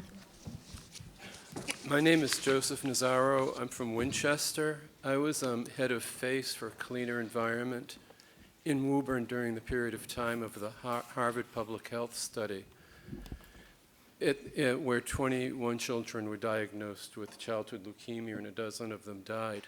The DPH came in. The people of Woburn for 10 years demanded that the water be shut off from their houses from wells G and H. It tasted foul, it smelled foul, it was unpalatable. The DPH came in after their study and told the people of Woburn that the water was safe to drink. So I have no confidence in the DPH at all. It was the DEQE who came in about a month after that study was released who closed Wells G&H. The people from the EPA came in and assured us that childhood leukemia was caused by a virus. It wasn't caused by any environmental reason whatsoever. They couldn't find any connection.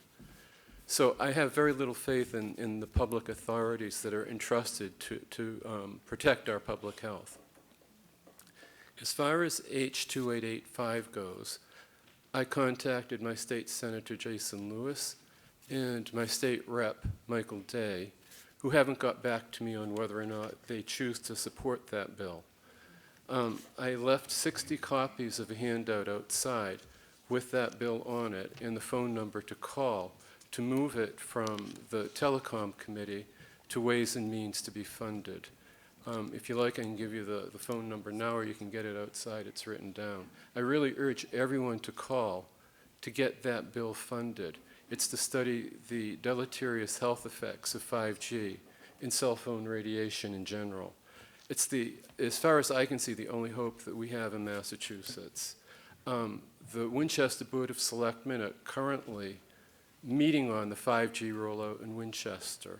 I was working up by Lexington and Woburn in Winchester and got a test 5G signal. I looked outside and the 5G antennas are up. I went around Winchester and I see that the antennas, the transceivers are on many, many poles. Every single pole that you'll cross going down Wildwood Street in Winchester has a 5G antenna on it that has not yet been activated. The Board of Selectmen say they can do nothing about it. The Planning Committee say they don't know anything about it. The Selectmen say that they have to follow the FCC guidelines.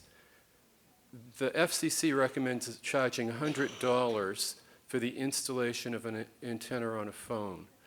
Boston, the only area that has 5G right now in this area is Boston. Sir, could I just interrupt you a second? Do you have a question for one of our panelists? Okay, I mean, this yeah, I is do, very I do. important Sorry, information. sorry, yep, So sorry. if you could turn your attention to a question, that would be so great.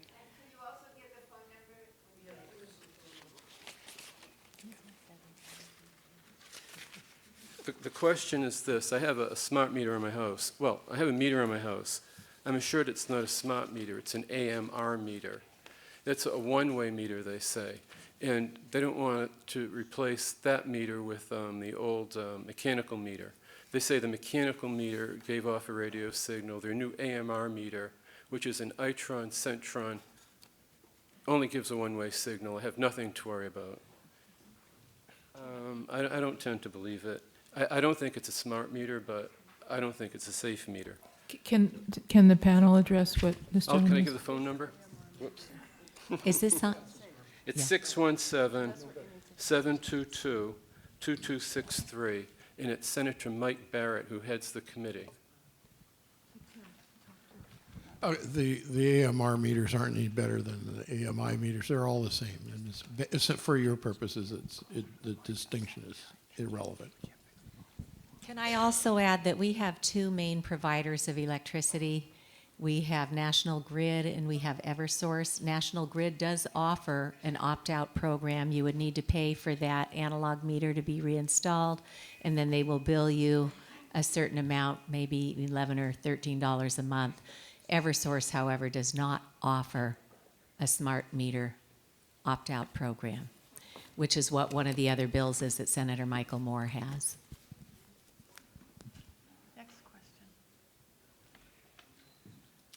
Hi, thank you so much, everybody, for being here, and those of you who have come to speak to us.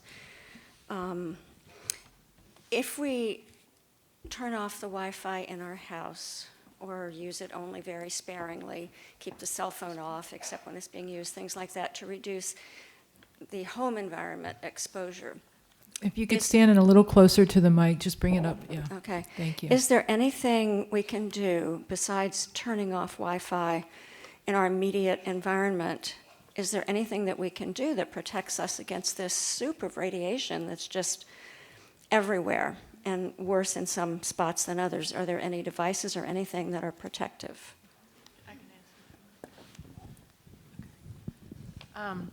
So, yeah, you can control the environment within your premises, and of course you've got the radiation coming maybe from a neighbor's smart meter or an antenna in the neighborhood. There are, you need to do it by measuring. Like Cece said, you have to know what's there, and then you can attempt to shield. There are films that you can put on windows. There are paints that will block the radiation, but these things are fabrics. But first you have to know what direction it's coming from and attempt to remediate it. Check with the meter, because sometimes if you don't know what you're doing, you can actually make the situation worse because of reflections. So it's tricky, and there's the Building Biology Institute that has experts that can come to your home and help you do it.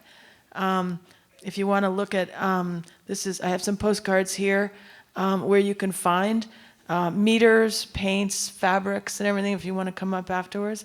I'm not big on people that have these so-called things that they claim can protect you, the little gadgets on your cell phone and whatnot. There just isn't enough research on them, although some of them may have some positive effects, but I wouldn't count on that. I advise people to clean up the environment, check it with a meter, that way you're going to know what's going on. Last question pertaining to this is, this is thinking about devices within the home or that are within some range of control, personal control. What's coming from the cell towers and what's coming from satellites that's coming towards the Earth all the time? Can anybody enlighten us about that? Well, I have a further comment. In practice, your environment, your electromagnetic environment is very complicated, and it varies over time. So as Camila says, you'll have to take measures to reduce your exposure. But the most immediate thing you can do is buy a meter that costs about $200, maybe as a group, and carefully measure what you are exposed to. So the $200 meter will measure ELF and the Wi-Fi and the common frequencies of telecommunications. This is the first step for you to recognize what you're dealing with. And after that, as Camila says, you can go into mitigation measures once you're trustworthy, that you know what you're trying to eliminate. I just want to add to that the meters measure the overall RF environment. They do not specify what frequencies. And the new 5G, when it's coming, especially when it uses higher frequency like 24 gigahertz, these meters don't respond to that yet.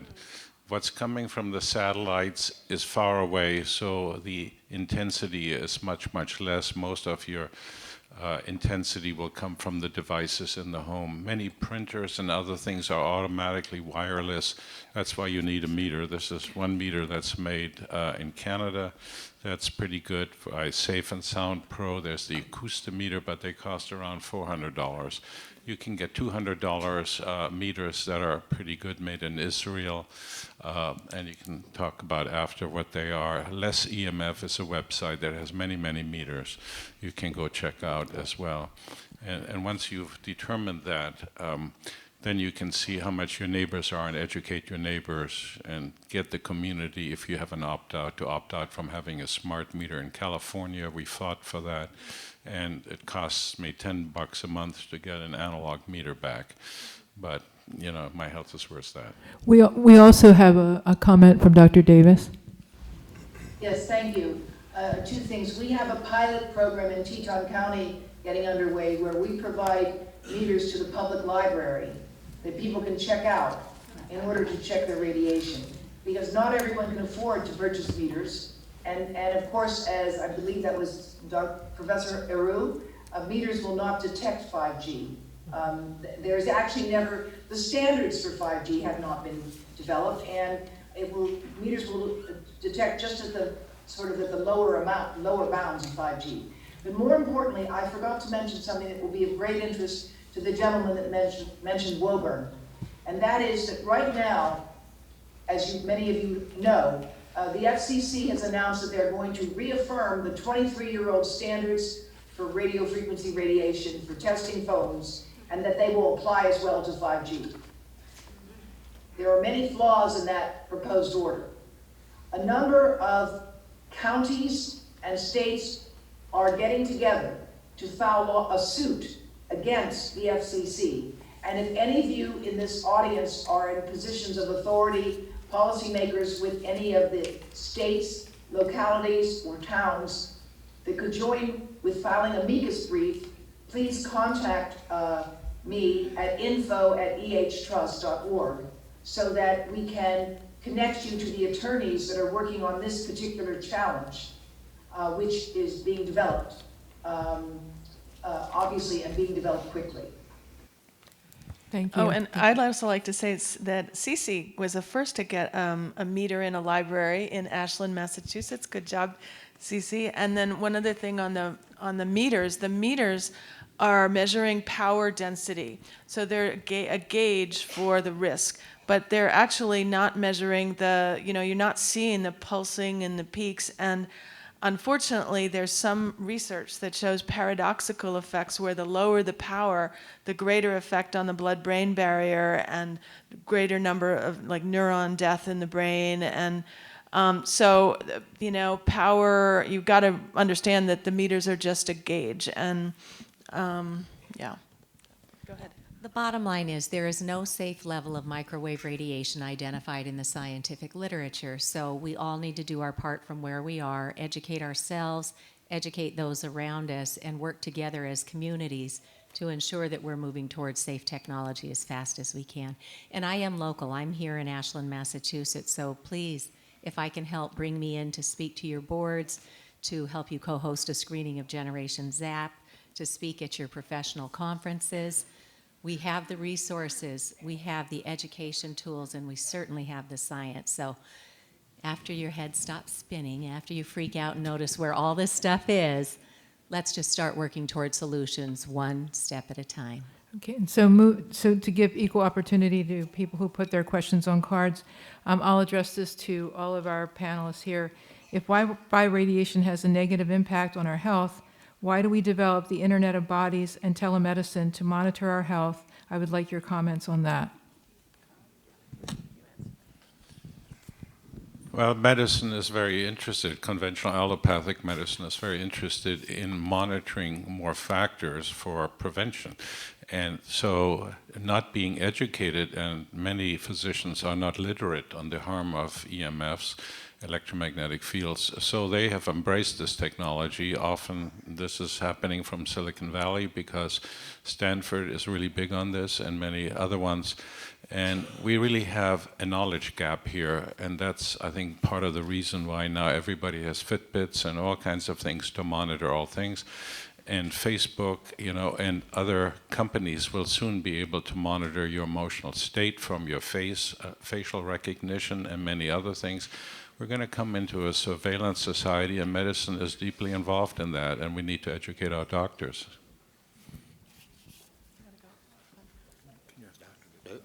Oh, Dr. Davis, did you have a comment? Yes, in fact, there are some paradoxical effects of microwave radiation that we need to acknowledge. Continuous wave radiation can be healing for certain applications. For example, if bones aren't healed in a certain way, that it's been known for 50 years that a selective application of electromagnetic fields on a continuous wave can help promote bone healing. More recently, there have been demonstrations that post-traumatic stress, people who've been raped or victims of violent crime, have been helped by a limited application of electromagnetic fields to the brain. Having said that, these medical applications are proof that we do have biological responses to microwave radiation. Not all of our responses are negative, and that's the challenge. In medicine, the enthusiasm for these things now is a little bit frightening, in my opinion. For example, there are wireless glucose monitors, and I'm sure Carl and others can comment on how unfortunate that application is, because we know wireless radiation can alter glucose levels in the brain, as I've shown you, and in the blood as well. So there needs to be a major reset when it comes to thinking about microwave radiation in medicine, because there is this enthusiasm for certain applications, and I would stress, there is not going to be any surgery that's done wirelessly. It's not going to be wireless, it's all going to be wired. So we need to differentiate this. If you're going to have remote medicine applications, it's going to be through a wired connection, not wireless. And the idea that 5G is going to be used for surgery, that has never been demonstrated in the real world. What works in the laboratory for 5G has not been shown to work in the real world. And we know that wireless radiation, that will never be able to meet the capacity that's being generated, and we need to rethink many of these uses because they are not only extravagant, that's the least we can say, but many of them are dangerous. And the danger is not fully recognized. And in that, I refer to wireless glucose monitors and wireless cardiac monitors, which there are quite a few of, and the people using them are not aware that the monitor themselves can worsen the thing they're trying to study. Yeah, Thank I would you. echo that. There are many devices used in medicine because we are electrical beings. The very mitochondria use electrons and protons to produce energy in the form of ATP. So we are electrical beings first and foremost. And when you use a continuous wave, like a sine wave, like your microwave oven works at the same frequency, 2.4 gigahertz, as your Wi-Fi. But your Wi-Fi is pulsing all the time, and it's the pulsation that really affects the body.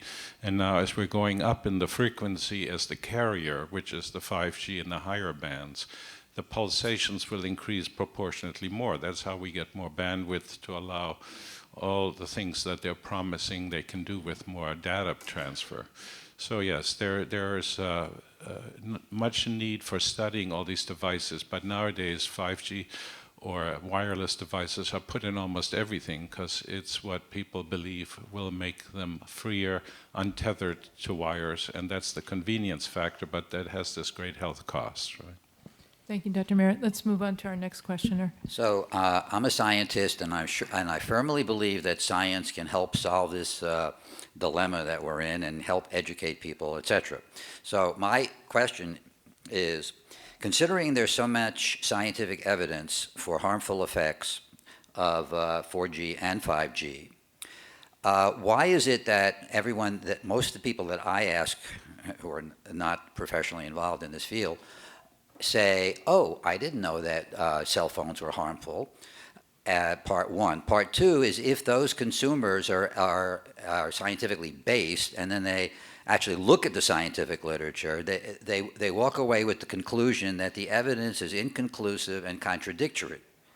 So what can we do about that to help solve the education mission and help to convert some of the politicians about what we all believe? You're absolutely right. The media is conflicted on this because they take advertising revenue from the industry. Well, the science itself is some data. Right. The media is not covering what the science because they have a conflict of interest in general. And so the public is not getting the truth. It's not trickling down from and then there's a big propaganda machine going on too that's spinning everything, making it seem like the FCC guidelines are part of it, that, we can't be a problem because we're within the FCC thermal guidelines. So, we're trying to educate, and I've wanted to do, to buy radio spots in Washington, D.C. during drive time and just it's not even that expensive, and get these messages out there to put pressure on the people in Congress and make them know that we're not going away, that we're going to get louder and louder. And so it's a problem that there's so many impediments to the truth getting out. It's very, very easy to say that science is uncertain. the people who have studied this are not uncertain, but it's very, very easy for IEEE to gather literature, the outlier literature that says, oh, we have an example here. And to generate doubt in science is very easy because any scientific study can be challenged. You would have to have unlimited money and unlimited time to perform a study that can't be challenged. So you can always write a long document that will say, you know, we're in doubt. We don't know what to do about this, which is a departure from industry used to say that the effects are impossible. But in fact, the scientists who have studied this are really unanimous in saying we have to control this agent. And I would just echo that we have the tools to train anybody today. We have resources that are very easily accessible to both our legislators and our friends and loved ones, our town leaders. That little wireless education course, half-hour online. I worked with Dr. Mikko Ahonen out of Finland and Sweden. He was our advisor on the content of that. He is one of the world's leading scientific researchers on this. And it will teach you the science, the risks, what other countries are doing, and the medically recommended best practices for safer technology use. So we have it there. Do a screening of Generation Zapped, but get everybody educated, because unless we start speaking up, nobody at the top is going to take notice enough to change it. So scientists as well. If you are an expert in your field, if you have some collection of letters after your name, get yourself educated, because you are the people that our locals listen to. I want to also add that there are deceptions in science, that there are studies that are published where the abstract, which is maybe what the media might read, doesn't match what they found in the body of the science. So and then the headlines all across the world, like with the Interphone study, 13-country study, no risk found. But when you look at the study, in that case it happened to be in an exhibit, you get the real evidence of risk. So there's a lot of tricky things being done, real deceptions by scientists and by journals, and there's, so we have to look at that too. Can we have our next questioner? My name is Stuart Weeks. I'm the founder of the Center for American Studies here in Concord. I grew up in Concord, and I've published a series in our journal, picking up on Thoreau's words, don't become the tool of our tools. We are in Concord. This is where a shot was fired, heard round the world. Emerson said the key to the democratic process is a town meeting. My question is this: if we were to hold a special town meeting so that this issue wouldn't be inundated with all the issues with nobody were to have time, that is, if we were to get enough signatures, which is pretty easy to do, we've done it before, to hold a special town meeting, would you, friends, and also on high, join us? Would you all join us, be it Concordians or Minutemen and women from neighboring communities? If so, put your name on the list if you haven't done it already, because this can focus the issue. We've got to come from the grassroots.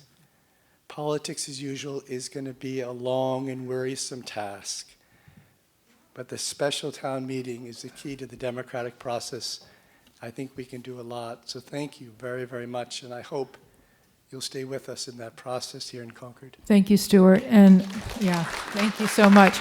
So we're going to move right along, and in terms of these questions, we will try to circulate answers. If you have signed in, we can possibly answer by email or on our website. David, would you like to ask a question? Yes, thanks very much. David Allen. I also happen to be from Concord. And Stuart has taken us to Henry David Thoreau, as Virginia did at the beginning, pointing out that we need to get to the reality. We heard in the second session, confirmed again here in the Q&A, that the science is absolutely unified on this. A search brings out that the reference for science on this subject in the US, the National Institutes of Health, through its National Cancer Institute, conclude that, with some exceptions, EMF and cell phone do not cause cancer. I'll say it again. The scientific community in the US is unified on this subject. EMF and cell do not cause cancer. Now, that's almost shocking given how utterly in contrast it is with the narrative today. So, and let's just notice, those summaries are entirely current, 2019. They're 50 pages. They represent well over 100 studies.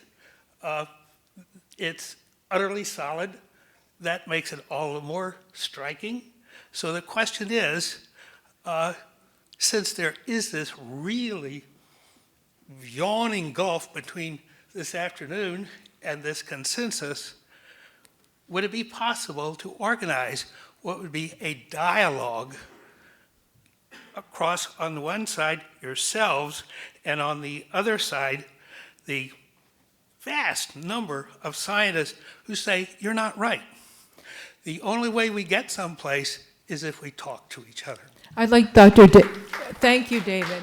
I'd like Dr. Davis to address this. She's indicated that she has an answer. First of all, the science is not unified. But what is unified is that some websites of some parts of the U.S. government say one thing and some say the other. For example, if you look at the website for the National Toxicology Program, which means drilling down into, you will see that they clearly show what I showed you today. That is, they clearly show the results of their work. And yet, there has been a spin of it, a spin and interpretation of their work that's extremely effective, and there's no question about it, which has led the FDA to dismiss the validity of the NTP. And bear with me a moment, because I think it's important for you all to understand this. The NTP studies animals. For almost 50 years, they've been using protocols that have been standardized to test drugs and to test toxic chemicals. These are protocols that have gone through many, many iterations. And scientists agree this is how you decide, is something going to be safe to give to people as a drug, or is something going to be dangerous and should not be in our water supply? As an example, in Woburn, trichloroethylene was in the water supply. Some of us warned about it at the time, and yet studies and studies went on because the argument was shifted. Where are the bodies? Show me the bodies. Show me the evidence of damage. And I would submit that that approach of saying where are the bodies is the wrong approach for a sophisticated civilization to take in the 21st century. It's the wrong approach. It's the approach of the 19th and 20th century that said, I don't think smoking causes lung cancer, prove it. And by the time we could prove it, millions were addicted, and unfortunately millions have died from lung cancer-related deaths. The reason why you saw the headlines about the decline in cancer deaths, that's almost entirely due to two things. One is the decline in smoking, which in the United States is at the lowest national rate ever. And the other is that there has been some improvement in treatment for breast, colon, prostate, and those common cancers. We have improved the ability to treat them, and therefore death rates have dropped for them. But if you look overall at certain specific things, you see an increase. So back to the NTP. Those protocols have been standardized over many, many years. The idea that the FDA says, yes, we approve the protocol, yes, it's a standard way of measuring whether something can be damaging to people, but in this instance, we reject it. That is what has to be discussed in a public forum. And by the way, whenever anyone else, and Camila knows this very well, when we've tried to get people to come and participate on an equal footing for a public airing in the true spirit of democracy, they don't show up. And one of the reasons may very well be, frankly, to follow the money. If you look at the funding that has been done for this research, and I have a slide I can share with you, but I can just tell you the results. When you looked at the funding sources of studies that show no effect of cell phone radiation, the majority of them, the majority of the negative studies are funded by the industry or the military. That's just a fact. You don't need to be a statistician to know that 32 out of 35 studies paid for by the mobile phone industry and the Air Force show no effect. You don't need to be a statistician to understand what that means. And that's what we're dealing with here, because most of the studies You know what was... Unfortunately, there are very few independent studies in this field, and you have in this room right now most of the people who've done them. Thank you, Dr. Davis.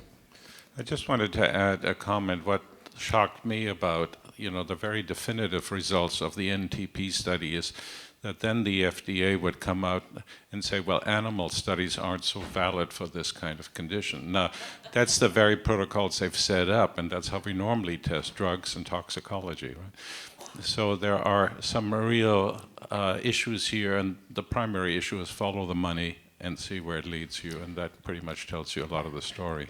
Indeed, in most of Concord, and I know because it's my hometown and I'm very active here, as some are aware, there will only be interest in dialogue where there's not just one side of the position. Sir, if I could this address that. afternoon has had only one side. If you want interest in a town like Concord, you will have a reasoned scientific debate where credentials will be at issue, quality of studies will be at issue. I invite you to consider. That's terrific. And that is what needs to happen. And it is very rare that the industry will come. For example, when Rep. Abrami introduced that bill in New Hampshire, we were invited when we came up to testify to sit through a pitch that the industry was giving to the House Committee on Science, Technology, and Energy. And so we got to sit there and listen to them saying, oh, we're putting 5G in all over Massachusetts, all over Boston. It's going great guns. New Hampshire should jump on board. And when one of the state reps asked, what do we need to be concerned about with health and environmental impact, Pat's response is, it's within FCC guidelines, no worries, right? And then the actual public hearing on Rep. Abrami's bill, House 522, was in the afternoon.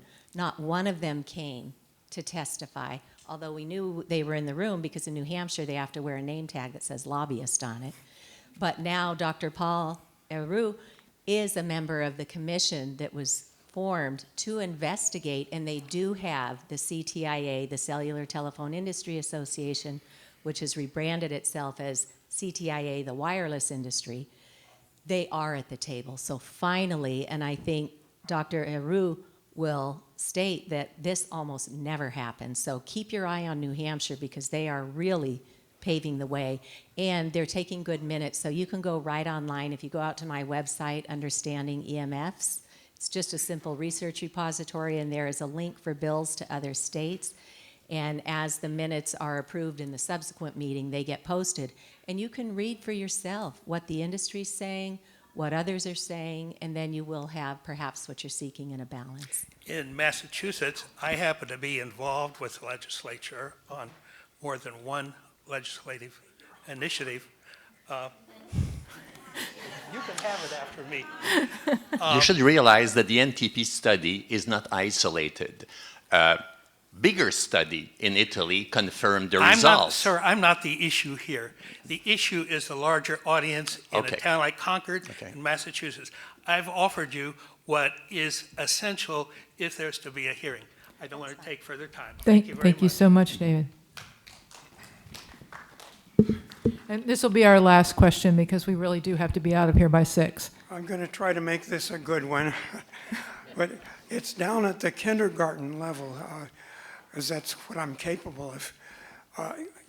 I really support the idea of a wired-only society and certainly want to promote that as much as possible. But there's something that the phone company people have succeeded in doing that has made that extremely difficult, and I'm wondering if anybody has found a solution for this. They took away our wired phones, our copper wired phones. So we no longer have a phone during a power outage. We don't have an outage-proof phone unless we buy a cell phone. And in order to have a cell phone, you have to have a cell tower. You have to have everybody having a cell phone. So how do we get around this? How do we get around the problem of being 100% wired since they took away our copper? Tim, do you want to? The ultimate answer is grassroots political action. That's the only answer. You have to. The cell phone is not an adequate emergency calling device, and I could say that your community all communities should have their own optical fiber networks, but of course they have to have backup power to do that. I recommend in this report that the copper infrastructure be retained, and I give examples of what you're talking about, why it was deliberately removed to force you to use wireless. But the only ultimate solution is what we're doing here right now, and that is getting people educated and then going to the public officials and the legislatures and getting it changed. And let Dr. Davis wrap it up with her reply. Dr. Davis? Let me just add that there is a lawsuit right now wending its way through the DC Circuit Court of Appeals by the irregulators. And it has to do with the fact that over the years, the FCC has allowed the reappropriation of funds that were supposed to be building copper landlines, and those funds were used instead to promote the wireless infrastructure. You have a right to wired phones, and that is something that has been ignored. But again, as several of the speakers have indicated, from this meeting forward, there is a shot going around the world, if you will, and it's working its way slowly but surely to see that people work together on this issue, because a Kenyan proverb, I think, is quite relevant here. If you want to go fast, go alone. If you want to go far, go together. And I think what you're trying to do today is to start that process, and I think you've got the critical mass that you need there to do it. And again, information on our website can be helpful to you, but recognize that there are a lot of positive things happening out there, including this lawsuit, which is still quite active at this time. With final oral argument is now set for January 17th, so it can't be any more timely than that. Thank you. And we have a little summary about the irregulators lawsuit if you would like to pick up a copy. Thank you very much to our panelists.